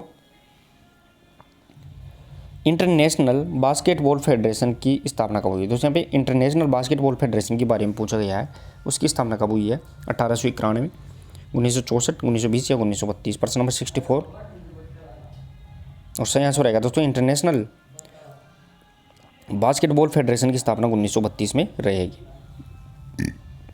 नेक्स्ट और अगला प्रश्न नंबर 65, पुरुष वर्ग के लिए डिस्कस का वजन कितना होता है? दोस्तों पुरुष वर्ग है इसके लिए डिस्कस होती है, उसका वजन कितना होता है? मान लो ये डिस्कस है दोस्तों, इस डिस्कस में पुरुष वजन का पुरुष वर्ग कैटेगरी में कितना रहेगा और महिला में कितना रहेगा, दोनों में बताना आपको, पुरुष और महिला दोनों में बताना है एक बार। तो ध्यान रखना है दोस्तों, पुरुष वर्ग में डिस्कस का जो वेट होता है 65 में प्रश्न नंबर में वो सही आंसर रहेगा 2 kg, और महिला वर्ग में डिस्कस का जो वजन होता है वो 1 kg। यानी महिला में पूछा जाए, फीमेल में पूछा जाए तो वो रहेगा 1 kg, और मेल में पूछा जाए तो वो रहेगा यहाँ पे 2 kg। नेक्स्ट और अगला प्रश्न नंबर 66, ओलंपिक ध्वज सर्वप्रथम फहराया गया था? दोस्तों ओलंपिक ध्वज है वो कब फहराया गया था वो अपने यहाँ पे बताना है। दोस्तों ओलंपिक ध्वज कुबर्टिन के द्वारा बनाया गया था, लेकिन वो कब बनाया गया था? 1913 में बनाया गया था। 1914 के अंदर उसको बनकर मान्यता मिल गई थी आधिकारिक तौर पर, लेकिन उसको पहराया कब गया था? कौन से ओलंपिक में? तो 1920 का एंटवर्प ओलंपिक है उसके अंदर इसको पहराया गया था। 1920 के अंदर जो एंटवर्प ओलंपिक उसमें पहली बार IOC के ध्वज को पहराया गया था। नेक्स्ट और अगला प्रश्न नंबर 67 देखिए दोस्तों, खो खो में किस टीम का खिलाड़ी स्थानापन्न होता है? यानी खो खो के अंदर है वो किस टीम का खिलाड़ी है वो स्थानापन्न का मतलब सब्स्टिट्यूट यानी चेंज होता है, चेंज पूछा गया है, किस टीम का होता है? रनिंग टीम का, चेजिंग टीम का, दोनों का या कोई नहीं? प्रश्न नंबर यहाँ पे 67 में बताना है, और सही आंसर रहेगा दोस्तों यहाँ पे रनिंग और चेजिंग, सॉरी यहाँ पे चेजिंग जो टीम होती है, चेजर होता है जो बैठे रहते हैं खिलाड़ी, उनका यहाँ पे चेंज होता है, यानी रनिंग टीम का नहीं होता। रनिंग टीम का अगर खिलाड़ी बाहर होता है तो वो सीधा आउट हो जाता है, ध्यान रखना, आउट माना जाता है। नेक्स्ट और अगला प्रश्न नंबर 68, प्रश्न नंबर 68 देखिए दोस्तों, एशियन खेल का आयोजन भारत में पहली बार कब किया गया? दोस्तों एशियाई खेल है उनका आयोजन भारत में पहली बार कब किया गया? साथ ही में दोस्तों एशियाई खेलों का जनक किसे कहते हैं वो भी आपको कमेंट बॉक्स में बताना है। एशियाई खेलों का जनक किसे कहा जाता है? तो दोस्तों यहाँ पे एशियाई खेलों की शुरुआत पहली बार कब हुई थी भारत में? और भारत में क्या ऐसे खेलों की शुरुआत ही कब हुई थी, तो वो प्रश्न नंबर 68 रहेगा दोस्तों यहाँ पे। 1951 में ऐसे खेलों की शुरुआत भारत द्वारा की गई थी, 1951 में नई दिल्ली। और ऐसे खेलों का जनक है वो GD सोंदी को माना जाता है, ध्यान रखना, GD सोंदी को ऐसे खेलों का जनक माना जाता है। नेक्स्ट और अगला प्रश्न नंबर 69, फुटबॉल में प्रथम अर्जुन पुरस्कार प्राप्त खिलाड़ी कौन है। दोस्तों यहाँ पे फुटबॉल में प्रथम अर्जुन पुरस्कार प्राप्त खिलाड़ी कौन है। अर्जुन पुरस्कार की शुरुआत 1961 में हुई थी दोस्तों। फुटबॉल में ये किसको दिया गया था, प्रश्न नंबर 69 सही आंसर रहेगा दोस्तों PK बनर्जी को दिया गया। ध्यान रखना, PK बनर्जी को फुटबॉल में प्रथम अर्जुन पुरस्कार दिया गया था। नेक्स्ट और अगला प्रश्न नंबर 70, प्रश्न नंबर 70, हॉकी मैदान की लंबाई होती है दोस्तों, हॉकी मैदान की लंबाई कितनी होती है वो अपने को यहाँ पे बताना है। कल भी अपन ये प्रश्न सेलेक्ट किया था, हॉकी मैदान की लंबाई कितनी होती है। प्रश्न नंबर 70 सही आंसर रहेगा दोस्तों यहाँ पे हॉकी मैदान की लंबाई पूछी गई है अब की बार, तो वो 100 गज होती है। और चौड़ाई यहाँ पे ध्यान रखना है, चौड़ाई पूछी जाए तो 60 गज तक होती है चौड़ाई। नेक्स्ट और अगला प्रश्न नंबर 71, प्रश्न नंबर 71 देखिए दोस्तों, थोड़ा ओल्ड क्वेश्चन जरूर है। 2014 का फुटबॉल विश्व कप प्रस्तावित कहाँ था, वो अपने को यहाँ पे उस टाइम में कहाँ हुआ था। तो प्रश्न नंबर यहाँ पे 71 सही आंसर रहेगा तो ब्राज़ील के अंदर हुआ था। और जो 2022 का फुटबॉल विश्व कप जिसे कहाँ हुआ था, तो वो कतर दोहा, ध्यान रखना है, कतर दोहा के अंदर आयोजित हुआ था। किसने जीता था, वो अर्जेंटीना ने इसे जीत लिया है। नेक्स्ट और अगला प्रश्न नंबर 72, प्रश्न नंबर 72 देखे दोस्तों यहाँ पे थोड़ी सी आपको आवाज़ भी डिस्टर्ब करेगी, थोड़ा फंक्शन चल रहा है पास ही के अंदर, तो आवाज़ आपको डीजे की आ सकती है, तो आपको डीजे की आवाज़ में बिल्कुल भी ध्यान नहीं देना, आपको पढ़ाई पर ही ध्यान देना है। प्रश्न नंबर 72 देखे दोस्तों, डेविस कप की शुरुआत हुई। दोस्तों यहाँ पे डेविस कप की शुरुआत कब हुई है वो अपने को यहाँ पे बताना है। डेविस कप की शुरुआत दोस्तों यहाँ पे डेविस कप किससे संबंधित है, तो आपको बता दूँ टेनिस से संबंधित है। डेविस कप किससे संबंधित है, टेनिस से संबंधित। और सही आंसर रहेगा दोस्तों 72 का वो रहने वाला है यहाँ पे सन 1900 के अंदर यहाँ पे डेविस कप की शुरुआत हुई थी। नेक्स्ट और अगला प्रश्न नंबर 73, सेप खेलों में कितने देश भाग लेते हैं। दोस्तों यहाँ पे सेप जिसे अपन साउथ एशियन गेम के नाम से जानते हैं, तो सेप खेलों में यहाँ पे कितने देश भाग लेते हैं। प्रश्न नंबर यहाँ पे 73 और सही आंसर रहेगा दोस्तों 8 देश, जिसे भारत है, काठमांडू है, नेपाल है, श्रीलंका है, ये यहाँ पे ये भाग लेते हैं। नेक्स्ट और अगला प्रश्न नंबर 74, प्रश्न नंबर 74 बताना है दोस्तों आपको, बेसबॉल के मैदान का नाम क्या है। दोस्तों बेसबॉल है उसके मैदान का नाम क्या है वो अपने यहाँ पे बताना है। दोस्तों आवाज़ ज़रूर आज आपको डिस्टर्ब करती होगी, लेकिन अपन फिर भी रुकने वाले नहीं है जब तक अपने को अपना लक्ष्य PTI सेकंड ग्रेड, ध्यान रखना है, PTI सेकंड ग्रेड अपने अगर लक्ष्य नहीं मिलता तब तक अपन कोई भी वादा आ जाए, चाहे आवाज़ हो या कोई मौसम विघन बीमारी या कुछ भी हो जाए, अपन रुकने वाले नहीं है, तब तक अपना लक्ष्य यहाँ पे प्राप्त नहीं हो जाता।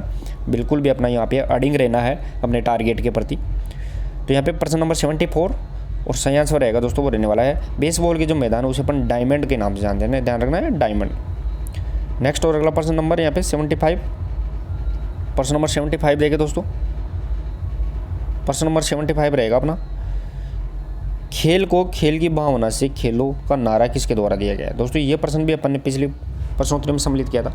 खेल को खेल की भावना से खेलना चाहिए और रियल में ही खेलना चाहिए, ये तो नारा तो दिया गया था, लेकिन यहाँ पे रियल में खेलना चाहिए अपने को। यहाँ पे खेल को खेल की भावना से खेलना चाहिए, इसमें लड़ाई नहीं करनी चाहिए। प्रश्न नंबर 75 और सही आंसर रहेगा दोस्तों वो रहने वाला है JL नेहरू यानी पंडित जवाहरलाल नेहरू के द्वारा ये नारा दिया गया था। नेक्स्ट और अगला प्रश्न नंबर 76, प्रश्न नंबर 76 देखे दोस्तों, सुधीर रमन कप किससे संबंधित है। इंपॉर्टेंट है दोस्तों, बहुत बार ये प्रश्न भी पूछा गया है। सुधीर रमन कप किससे संबंधित रहेगा, टेबल टेनिस, बैडमिंटन, बास्केटबॉल या फिर टेनिस। 76 में बताना और सही आंसर रहेगा दोस्तों सुधीर रमन कप बैडमिंटन से संबंधित रहेगा, सही आंसर बैडमिंटन। नेक्स्ट और अगला प्रश्न नंबर 77, प्रश्न नंबर 77 देखिए दोस्तों, जंप बॉल संबंधित है। दोस्तों यहाँ पे जंप बॉल किससे संबंधित है ये अपने यहाँ पे बताना है, table tennis, hockey, ice hockey या बास्केटबॉल।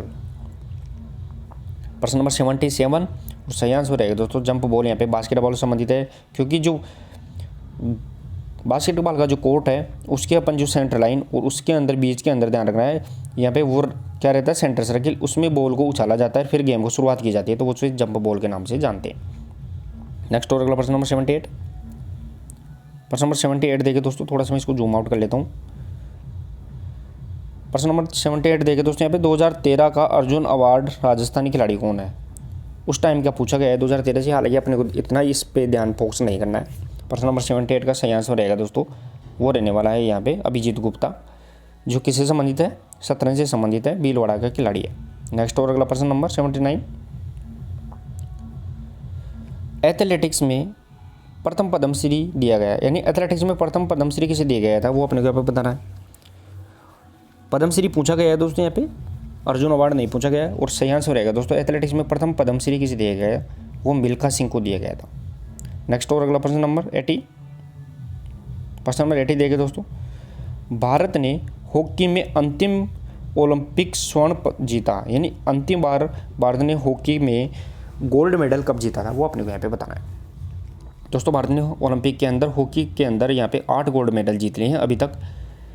अंतिम बार कब जीता था, प्रश्न नंबर यहाँ पे 80। और सही आंसर रहेगा दोस्तों यहाँ पे 1980 का मास्को ओलंपिक है, उसमें अंतिम बार जीता था। उसके बाद भारत ने 2020 का टोक्यो ओलंपिक के अंदर, ध्यान रखना है, कांस्य पदक जीता है। कितने साल बाद, 41 साल बाद, ध्यान रखना है, भारत ने कांस्य पदक जीता है जर्मनी को हराकर। नेक्स्ट और अगला प्रश्न नंबर 81, खेल में खिलाड़ी को संवेगात्मक लाभ कौन सा नहीं है, यानी इमोशनल यहाँ पे इफेक्ट है खेल के अंदर, वो खिलाड़ी को कौन सा नहीं है, वो अपने को यहाँ पे बताना है। प्रश्न नंबर यहाँ पे 81 और सही आंसर रहेगा दोस्तों, उच्च रक्तचाप का कम होना, यानी हाई ब्लड प्रेशर है वो कम नहीं होता है, ये अपने को यहाँ पे संवेगात्मक लाभ नहीं मिलेगा। नेक्स्ट और अगला प्रश्न नंबर 82,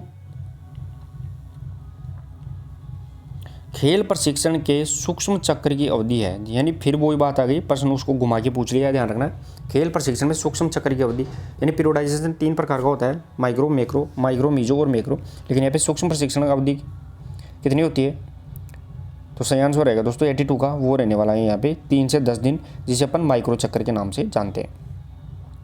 दोस्तों क्लास पसंद आ रही है तो क्लास को शेयर और लाइक जरूर करते रहे, शेयर और लाइक करना भूल जाते हैं दोस्तों, तो शेयर और लाइक भी आप किया करो। नेक्स्ट और अगला प्रश्न नंबर 83, गामक योग्यता के घटक नहीं है, दोस्तों यहाँ पे गामक योग्यता है, इसके कौन सा घटक नहीं है, वो अपने को यहाँ पे बताना है। गामक योग्यता मैंने बताया था दोस्तों, मोटर कंपोनेंट्स, मोटर कंपोनेंट जिसे अपन कितने होते हैं, 5 होते हैं, speed, strength, endurance, flexibility, coordination, ability. तो प्रश्न नंबर यहाँ पे 83 और सही आंसर रहेगा दोस्तों यहाँ पे भावात्मकता, यानी इमोशनल जो है, इमोशनल एक्टिविटी है, वो यहाँ पे इसमें शामिल नहीं होती है मोटर कंपोनेंट्स के अंदर। नेक्स्ट और अगला प्रश्न नंबर 84, प्रश्न नंबर 84 देखिए दोस्तों,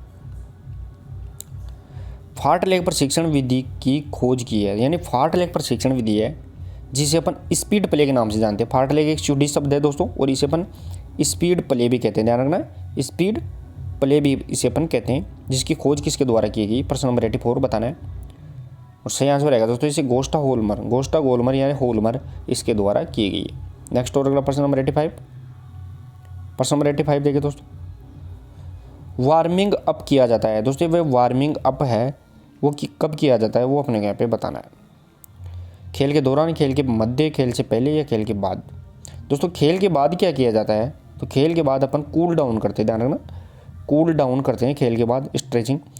लेकिन खेल की वार्मिंग अप करते हैं तो खेल से पहले, ध्यान रखना है, खेल से पहले यहाँ पे सही आंसर रहेगा दोस्तों प्रश्न नंबर 85 सही। नेक्स्ट और अगला प्रश्न नंबर 86, एनएरोबिक क्रिया है, यानी अनएरोबिक यानी अनॉक्सीकृत क्रिया कौन सी है, वो अपने को यहाँ पे बतानी है।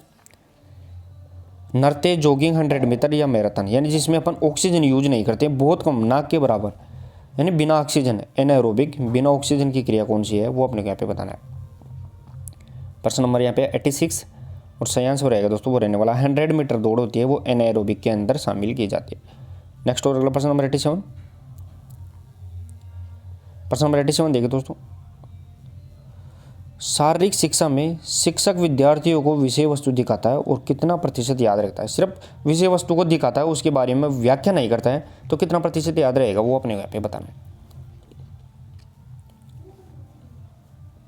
प्रश्न नंबर यहाँ पे 87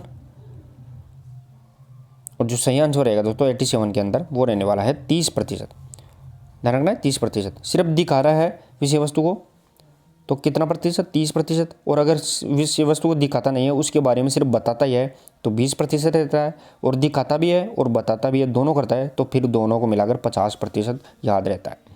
नेक्स्ट और अगला प्रश्न नंबर 88 देखिए दोस्तों।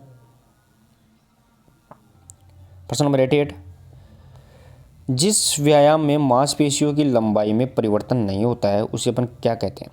यानी ऐसा कौन सा व्यायाम है जिसमें मांसपेशियों में कोई परिवर्तन नहीं होता है लंबाई के अंदर, तो वो कौन सा व्यायाम कहलाता है? अगर लंबाई में परिवर्तन होता है तो उसे अपन आइसोटोनिक के नाम से जानते हैं, और व्यायाम में अगर लंबाई में परिवर्तन नहीं होता है तो उसे अपन किस नाम से जानते हैं? प्रश्न नंबर 88 और सही आंसर रहेगा दोस्तों, इसे अपन आइसोमेट्रिक के नाम से जानते हैं। जैसे दीवार का धक्का है, दीवार है, दीवार को धक्का लगाते हैं तो वो मांसपेशी की लंबाई नहीं बढ़ेगी, स्थिर रहेगी, तनाव पैदा होगा उसमें। नेक्स्ट और अगला प्रश्न नंबर 89। प्रश्न नंबर 89 देखिए दोस्तों, खेल सामान का भली भांति निरीक्षण करना निर्णायक का कौन सा कर्तव्य है? यानी खेल सामान है उसका निरीक्षण करना वो कौन सा यहाँ पे निर्णायक का कौन सा कर्तव्य है? खेल से पहले, खेल के बाद, खेल के पश्चात या खेल के दौरान, मध्य में? तो खेल सामान का भली भांति निरीक्षण करना वो कौन सा रहेगा? ऑफिशियल का ड्यूटी। तो प्रश्न नंबर 89 सही आंसर रहेगा। खेल के पूर्व यहाँ पे ध्यान रखना है, सारे इक्विपमेंट्स है उसकी जांच करनी चाहिए। ऐसा नहीं होना चाहिए कि अपन ग्राउंड के अंदर चले गए फुटबॉल को लेके और बाद में जाके ग्राउंड में देखा था फुटबॉल के अंदर हवाई नहीं है, ऐसा नहीं होना चाहिए। नेक्स्ट और अगला प्रश्न नंबर 90। प्रश्न नंबर 90 देखें दोस्तों, कोचिंग का महत्व है। दोस्तों कोचिंग यानी जिसे अपन ट्रेनिंग के नाम से ही जानते हैं, तो उसका महत्व क्या है वो अपने को यहाँ पे बताना है। शारीरिक क्षमता का बढ़ाना, कौशलों को विकसित करना, दोनों या दो, कोई नहीं। प्रश्न नंबर 90 सही आंसर रहेगा दोस्तों दोनों, यानी स्किल्स है, स्किल्स को विकसित डेवलप करना भी और शारीरिक जो क्षमता है उसको भी बढ़ाना। नेक्स्ट और अगला प्रश्न नंबर 91, विषय और बालक के अनुकूलन एक निश्चित ढंग से शिक्षा देने को क्या कहते हैं? विषय और बालक को विषय और बालक को अनुकूल एक निश्चित ढंग से शिक्षा देने को क्या कहते हैं वो अपने को यहाँ पे बताना है। यानी एक सिस्टमेटिक से अगर शिक्षा दे रहे हैं तो वो क्या कहलाएगा? 91 में से आंसर रहेगा दोस्तों, उसे अपन विधिवत शिक्षण के नाम से जानते हैं, यानी सिस्टमेटिक टीचिंग मेथड उसे अपन कहते हैं। नेक्स्ट और अगला प्रश्न नंबर 92। प्रश्न नंबर 92 देखें दोस्तों, शारीरिक शिक्षा की किस विधि में विद्यार्थी स्वयं की इच्छा से शारीरिक क्रियाकलाप व कौशलों का प्रदर्शन करते हैं? यानी स्वयं की इच्छा से कर रहे हैं तो वो कौन सी विधि रहेगी? अनुकरण विधि, स्वेच्छा विधि, व्याख्यान विधि या आदेश विधि? प्रश्न नंबर यहाँ पे 92 और सही आंसर रहेगा दोस्तों, खुद बालक अपनी इच्छा से ही कर रहे हैं तो वो यहाँ पे स्वेच्छा विधि रहेगी, ध्यान रखना है, स्वेच्छा विधि। नेक्स्ट और अगला प्रश्न नंबर 93। प्रश्न नंबर 93 देखिए दोस्तों, शारीरिक शिक्षा का सर्वे साधन कौन सा है? दोस्तों यहाँ पे शारीरिक शिक्षा में 3 प्रकार के साधन मिलते हैं आपको। एक सर्वे यानी सुनाई देने वाले, एक दृश्य यानी दिखाई देने वाले, और एक सर्वे और दृश्य दोनों यानी सुन भी सकते हैं और देख भी सकते हैं। तो प्रश्न नंबर यहाँ पे 93 और जो सही आंसर रहेगा दोस्तों यहाँ पे वो रेडियो है, जिसे अपन सर्वे साधन कहते हैं। साथ में वीडियो टेप है, टीवी है, चलचित्र है, ये यहाँ पे दृश्य और सर्वे दोनों रहेंगे। नेक्स्ट और अगला प्रश्न नंबर 94 देखिए दोस्तों, कौन सा जनसंपर्क का साधन नहीं है? यानी कौन सा है वो जनसंपर्क करने का यहाँ पे साधन नहीं है वो अपने को यहाँ पे बताना है। खेल दिवस, प्रदर्शनियाँ, कक्षा प्रबंधन या दूरदर्शन? जनसंपर्क का साधन नहीं है। तो प्रश्न नंबर यहाँ पे 94 सही आंसर रहेगा दोस्तों। यहाँ पे क्लास मैनेजमेंट है वो जनसंपर्क नहीं रहेगा, क्योंकि क्लास मैनेजमेंट तो अपन विद्यालय के अंदर करते हैं या जहाँ पे कोचिंग देते हैं वहाँ पे करते हैं। साथ में प्रदर्शनियाँ है, दूरदर्शन है, खेल दिवस, उस पर अपन जनसंपर्क कर सकते हैं। नेक्स्ट और अगला प्रश्न नंबर 95 देखिए दोस्तों, विद्यार्थियों के वर्गीकरण की कौन सी विधि केवल माध्यमिक विद्यालयों के लिए उपयोगी है? यानी कि माध्यमिक विद्यालयों के यानी उच्च विद्यालयों के लिए उपयोगी है, वो अपने को यहाँ पे बताना है। इंपॉर्टेंट क्वेश्चन है दोस्तों, आप पहली बार ऐसे क्वेश्चनों को आप देख रहे होंगे। प्रश्न नंबर यहाँ पे 95 और जो सही आंसर रहेगा दोस्तों वो रहने वाला है नेल्सन और क्रोजन पद्धति है, वो यहाँ पे उच्च माध्यमिक या माध्यमिक विद्यालयों में विद्यार्थियों को क्लासिफिकेशन या वर्गीकृत करने की मेथड रहेगी। नेक्स्ट और अगला प्रश्न नंबर 96 देखिए दोस्तों, विद्यालय की वास्तविक सामान्य कार्य प्रणाली का ज्ञान प्राप्त किया जाता है। विद्यालय की वास्तविक सामान्य कार्य प्रणाली का ज्ञान किसके द्वारा प्राप्त कर सकते हैं अपन यहाँ पे, वो अपने को यहाँ पे बताना है। व्यक्तिगत पर्यवेक्षण, आकस्मिक पर्यवेक्षण, विज्ञप्ति पर्यवेक्षण या गोष्ठी पर्यवेक्षण? ध्यान रखना है, गोष्ठी पर्यवेक्षण। 96 में और जो सही आंसर रहेगा दोस्तों वो रहने वाला है आकस्मिक, यानी औचक यहाँ पे सुपरविजन करते हैं, अचानक सुपरविजन करते हैं तो वहाँ पे वास्तविक कार्य पद्धति का पता लग जाता है। नेक्स्ट और अगला प्रश्न नंबर 97। एकल नॉकआउट टूर्नामेंट में कितने प्रकार का होता है दोस्तों? यहाँ पे एकल नॉकआउट टूर्नामेंट, एक नॉकआउट टूर्नामेंट कितने प्रकार का होता है? यानी नॉकआउट टूर्नामेंट, सॉरी एकल नहीं, एक नॉकआउट टूर्नामेंट है वो कितने प्रकार का हो सकता है? यानी नॉकआउट को अपन जैसे single knockout, double knockout, Bagnall wild, ये किस प्रकार से जानते हैं? तो प्रश्न नंबर यहाँ पे 97 और सही आंसर रहेगा दोस्तों, एक नॉकआउट टूर्नामेंट कितने प्रकार का होता है? तो वो 5 प्रकार का हो सकता है। नेक्स्ट और अगला प्रश्न नंबर 98 देखें दोस्तों, सिंगल लीग टूर्नामेंट में 7 टीमें भाग ले रही है तो कुल कितने मैच खेले जाएंगे? सिंगल लीग की बात कर रहा है, डबल लीग की बात नहीं कर रहा है। तो कुल कितने मैच खेले जाएंगे?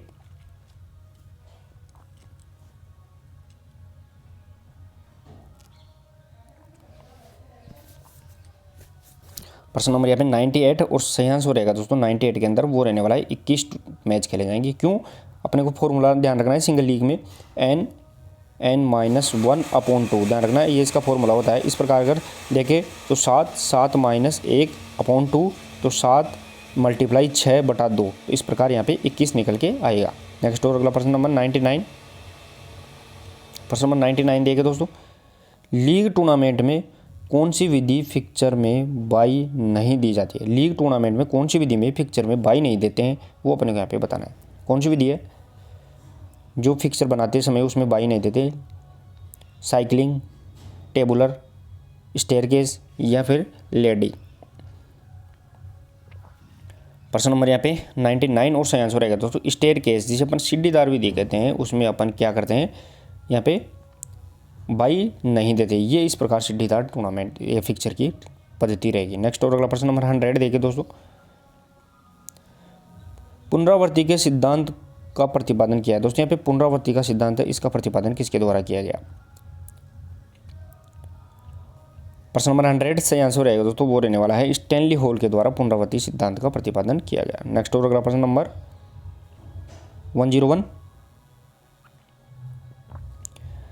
अमेरिका में मनोरंजन क्रांति को सुदृढ़ बनाने में किसका योगदान है? अमेरिका में जो मनोरंजन पद्धति है उसको सुदृढ़ बनाने में योगदान किसका है वो अपने को यहाँ पे बताना है।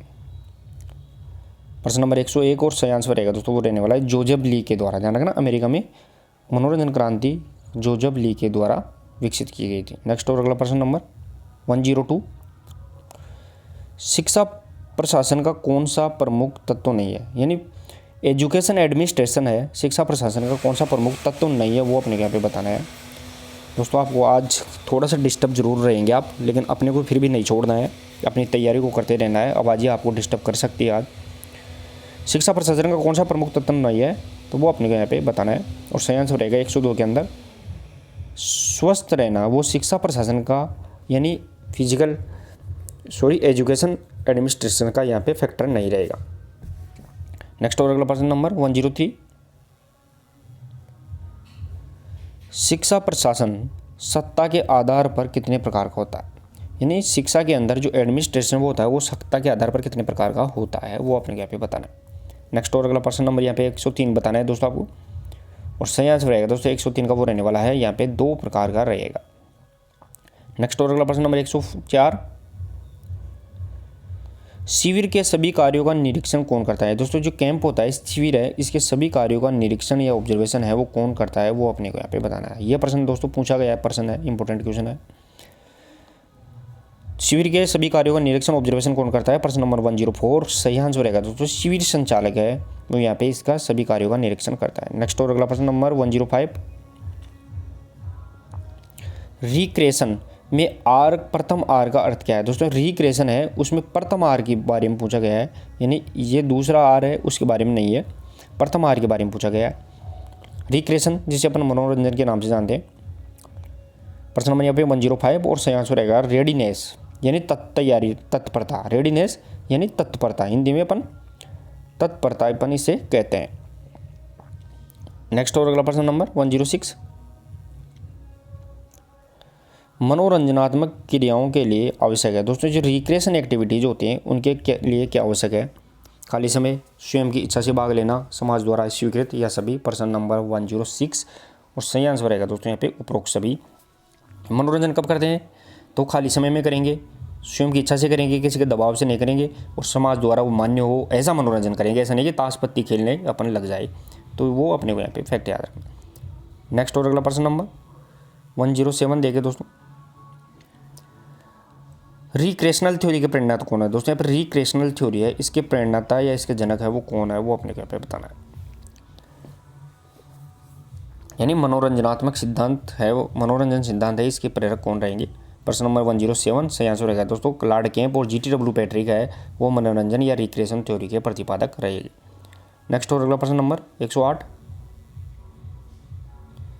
नाइट क्लब मनोरंजन की कौन सी संस्था है। दोस्तों नाइट क्लब है उसमें मनोरंजन करते हैं, तो वो कौन सी संस्था में आएगा, सरकारी में, व्यावसायिक, प्राइवेट एजेंसी या स्वयंसेवी। प्रश्न नंबर 108 और सही आंसर रहेगा दोस्तों वो व्यावसायिक संस्था में आएगा, क्योंकि अपन उसमें पे एंड यूज करके अपन उससे मनोरंजन प्राप्त करते हैं। नेक्स्ट और अगला प्रश्न नंबर 109, प्रश्न नंबर 109 देखिए दोस्तों मूर्खों का शासन है वो किसे कहा जाता है, वो अपने यहाँ पे बताना है। यानी इसे अपन तानाशाह के नाम से भी जान सकते हैं। मूर्खों का शासन किसे कहते हैं 109 में, और सही आंसर रहेगा दोस्तों वो रहने वाला है मूर्खों का शासन है वो अशासन, ध्यान रखना है, अशासन होता है जो मूर्खों का शासन कह सकते हैं। नेक्स्ट और अगला प्रश्न नंबर 110 देखिए दोस्तों, नेता की योग्यता नहीं है। दोस्तों जो लीडरशिप होता है उसकी यहाँ पे कौन सी योग्यता नहीं है, दूरदर्शी, सहयोग की भावना, कमजोर व्यक्तित्व, नैतिक आचरण, और सही आंसर रहेगा दोस्तों यहाँ पे 110 में वो अपने को यहाँ पे ध्यान रखना है, नेता की कौन सी योग्यता नहीं है, कमजोर व्यक्तित्व यहाँ पे ध्यान रखना है। नेक्स्ट और अगला प्रश्न नंबर 111 देखिए दोस्तों, शिविर का उचित समय कौन सा होता है। दोस्तों शिविर होता है, उस शिविर ले जाने के लिए उचित समय कौन सा रहेगा वो अपने को यहाँ पे बताना है। तो प्रश्न नंबर यहाँ पे 111 और सही आंसर रहेगा। तो शिविर का जो सबसे उत्तम समय माना जाता है वो बसंत ऋतु माना जाता है, और बसंत ऋतु कब आती है तो वो माघ शुक्ल को आती है, ध्यान रखना माघ महीने में आती है, वो अपने को यहाँ पे फैक्ट याद रखना है। नेक्स्ट और अगला प्रश्न नंबर 112, शिविर का स्थान नहीं होना चाहिए, शिविर का स्थान वो कैसा नहीं होना चाहिए वो अपने को यहाँ पे बताना है। शहर से दूर, प्रकृति की गोद में, शांत वातावरण, या शहर में शिविर का स्थान नहीं होना चाहिए, कैसा नहीं होना चाहिए। तो प्रश्न नंबर 112 और सही आंसर अपने को ध्यान रखना है वो शहर में नहीं होना चाहिए, यानी ऐसे नहीं भीड़ भड़ा के अंदर जो काफ़ी भीड़ भड़ा का है, गाड़ी मोटर चल रही है, उस जगह पे नहीं होना चाहिए। नेक्स्ट और अगला प्रश्न नंबर 113, पतंजलि के अनुसार योग के कितने चरण हैं। पतंजलि के अनुसार योग के कितने चरण हैं वो अपने यहाँ पे बताना है। दोस्तों पतंजलि ने अष्टांग योग का प्रतिपादन किया था, अष्टांग योग, तो इसलिए यहाँ पे कितने चरण रहेंगे उसके। प्रश्न नंबर 113 सही आंसर रहेगा दोस्तों यहाँ पे 8 चरण है, जिसे अपन यम, नियम, आसन, प्राणायाम, प्रत्याहार, धारणा, ध्यान और समाधि के नाम से जानते हैं। नेक्स्ट और अगला प्रश्न नंबर 114 देखिए दोस्तों, समाज की नैतिकता के नियम निर्धारित किए जाते हैं। दोस्तों समाज की नैतिकता के नियम है वो किसके द्वारा निर्धारित किए जाते हैं, यम, नियम, आसन या प्रत्याहार। दोस्तों यहाँ पे प्रश्न नंबर 114 और सही आंसर रहेगा दोस्तों वो रहने वाला है यम। यम को अपन सामाजिक नियम या समाज की नैतिकता का नियम, और जो नियम है उसे अपन व्यक्तिगत नियम के नाम से भी जानते हैं।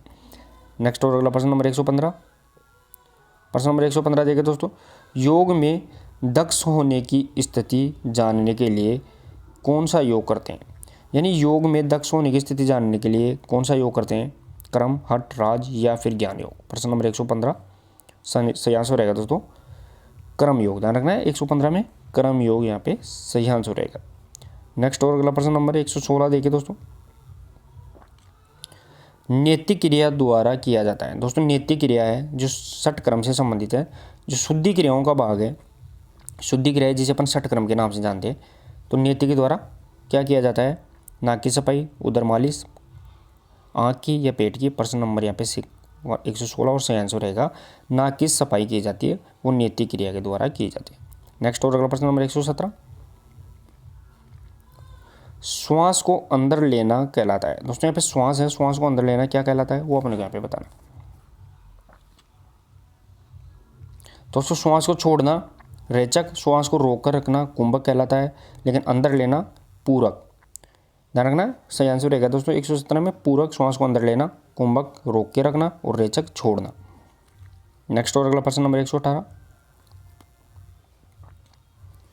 कौन सा आसन प्रार्थना का आसन है? दोस्तों यहाँ पे कौन सा आसन है जो प्रार्थना का आसन है, वो अपने को यहाँ पे बताना। पद्मासन, वज्रासन, शवासन या सुखासन? प्रश्न नंबर 118 सही आंसर रहेगा दोस्तों वज्रासन है, ध्यान रखना है, वो प्रार्थना का आसन रहेगा। दोस्तों यहाँ पे कौन सा आसन है?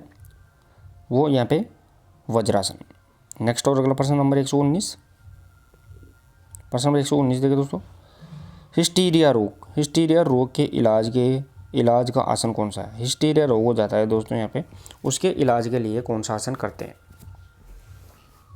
प्रश्न नंबर 119 और सही आंसर रहेगा दोस्तों पद्मासन। पद्मासन अपन यहाँ पे हिस्टीरिया रोग के इलाज के लिए करते हैं। नेक्स्ट और अगला प्रश्न नंबर 120 देखिए दोस्तों, प्रश्न नंबर 120,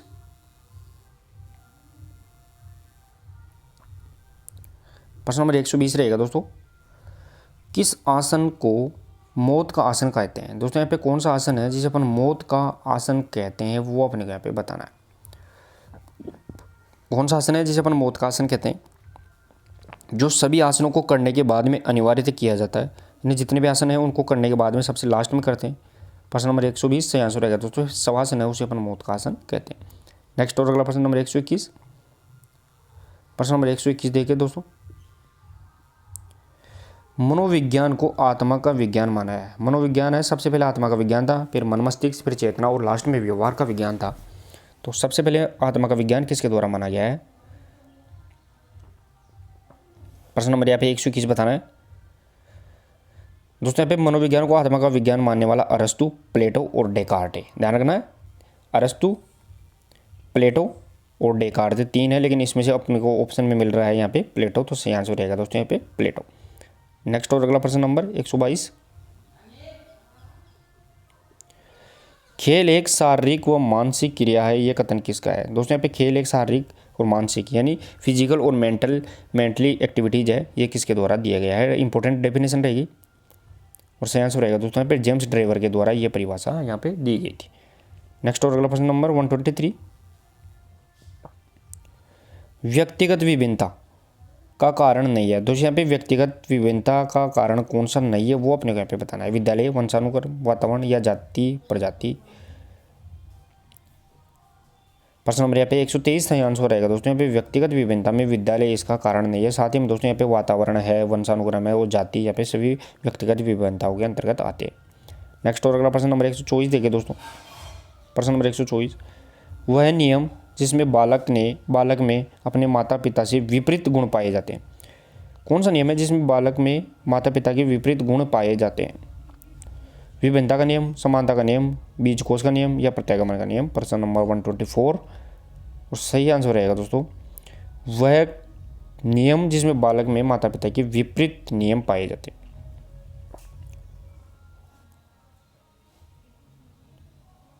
माता पिता से विपरीत गुण पाए जाते हैं तो उसे अपन प्रत्यागमन का नियम कहते हैं। ध्यान रखना, प्रश्न नंबर यहाँ पे 124 और सही आंसर रहेगा दोस्तों यहाँ पे प्रत्यागमन। नेक्स्ट और अगला प्रश्न नंबर 125 देखिए दोस्तों, प्रश्न नंबर 125, ज्ञान का अर्जन करने में विशेष रुचि लेने वाले व्यक्ति की बुद्धि कौन सी है? यानी विशेष है दोस्तों यहाँ पे, ज्ञान का अर्जन करने में विशेष रुचि लेने वाले व्यक्ति की बुद्धि कौन सी होती है, वो अपने यहाँ पे बताना है। अमूर्त, मूर्त, सामाजिक या सभी? प्रश्न नंबर 125 और सही आंसर रहेगा दोस्तों उसमें अमूर्त अगर उसमें बुद्धि है तो वो ज्ञान का अर्जन करने में रुचि ज़्यादा रखता है। नेक्स्ट और अगला प्रश्न नंबर 126 देखें दोस्तों, प्रश्न नंबर 126, शारीरिक और मानसिक क्षमता योग्यता में उन्नति को क्या कहते हैं? यानी शारीरिक और मानसिक रूप में अगर उसमें उन्नति मतलब वो डेवलपमेंट हो रहा है तो उसे अपन किस नाम से जानते हैं? वृद्धि और विकास या दोनों या कोई नहीं? प्रश्न नंबर 126 सही आंसर रहेगा दोस्तों उसे अपन शारीरिक और मानसिक क्षमता योग्यता में अगर वृद्धि हो रही है तो उसे अपन विकास के नाम से जानते हैं। नेक्स्ट और अगला प्रश्न नंबर 127 देखें दोस्तों, प्रश्न नंबर 127, यदि परीक्षा में दिए गए प्रश्नों, निर्देशों, परीक्षा विधियों, अंक प्रदान करने का तरीका इत्यादि को पहले ही निश्चित करने को क्या कहते हैं? वैधता, क्या कहते हैं उसे अपन? वैधता या फिर विश्वसनीयता, वस्तुनिष्ठता या प्रामाणिकता? प्रश्न नंबर 127 और सही आंसर रहेगा दोस्तों, उसे अपन प्रमाणिकता के नाम से जानते हैं। ध्यान रखना, उसे प्रमाणिकता करते हैं, प्रमाणिकता कहते हैं। प्रश्न नंबर 127 का सही आंसर रहेगा। नेक्स्ट और अगला प्रश्न नंबर 128 देखे दोस्तों, ऑपरेट कंडीशन थ्योरी के प्रेरणा कौन है? ऑपरेट कंडीशन थ्योरी है, इसके प्रेरणा कौन है वो अपने यहाँ पे बताना है। पावलो, कोलर, हल, स्किनर। प्रश्न नंबर 128 सही आंसर रहेगा दोस्तों, ऑपरेट कंडीशन जो थ्योरी है वो स्किनर मोदी के द्वारा दी गई थी। नेक्स्ट और अगला प्रश्न नंबर सेकंड लास्ट नंबर रहेगा यहाँ पे 129। भारतीय दर्शन के अनुसार श्रेष्ठ मूल्य व उच्च आदर्श वाला व्यक्ति का प्रकार है। अनुसार है दोस्तों, यहाँ पे अनुसार करना है। भारतीय दर्शन के अनुसार श्रेष्ठ मूल्य व उच्च आदर्श वाला व्यक्तित्व का प्रकार कौन सा है वो अपने यहाँ पे बताना है। सतोगुण, तमोगुण, रजोगुण या कोई नहीं। प्रश्न नंबर यहाँ पे 129 उससे आंसर रहेगा सतोगुणी व्यक्ति होता है वो भारतीय आदर्श दर्शन के अनुसार श्रेष्ठ मूल्य और उच्च आदर्श वाला व्यक्ति होता है। चलिए दोस्तों लास्ट प्रश्न देखते हैं अपन यहाँ पे 130। बार बार प्रयत्न के बावजूद भी सफलता न मिलने से उत्पन्न होने वाली निराशा क्या कहलाती है? बार बार दोस्तों अपन मान लो कोई व्यक्ति है बार बार अपने टारगेट में फेल हो रहा है, लेकिन फिर उसको जो नहीं मिलती है सफलता, तो वो कौन सी निराशा कहलाएगी, कौन सी निराशा होगी? तो प्रश्न नंबर यहाँ पे 130 और सही आंसर रहेगा दोस्तों, उसे अपन कुंठा कहते हैं। ध्यान रखना, कुंठा कहते हैं। तो चलिए दोस्तों 130 प्रश्नों का एनालिसिस किया, कितना स्कोर कर पाए वो आप जरूर बताएं। और आज की प्रश्नोत्तरी कैसी लगी है, अगर अच्छी लगी है तो दोस्तों शेयर और लाइक जरूर करें। और कल सुबह 9 बजे, ध्यान रखना कल सुबह 9 बजे आपको थ्योरी की क्लास मिलेगी दोस्तों, और पार्ट आपको ब्लड से संबंधित रहेगा। तो कल सुबह 9 बजे आप थ्योरी की क्लास में जरूर पहुँचे, इंपॉर्टेंट क्लास रहेगी सुबह 9 बजे। तो मिलते हैं दोस्तों कल सुबह 9 बजे थ्योरी की क्लास में, तब तक के लिए धन्यवाद, थैंक यू सो मच।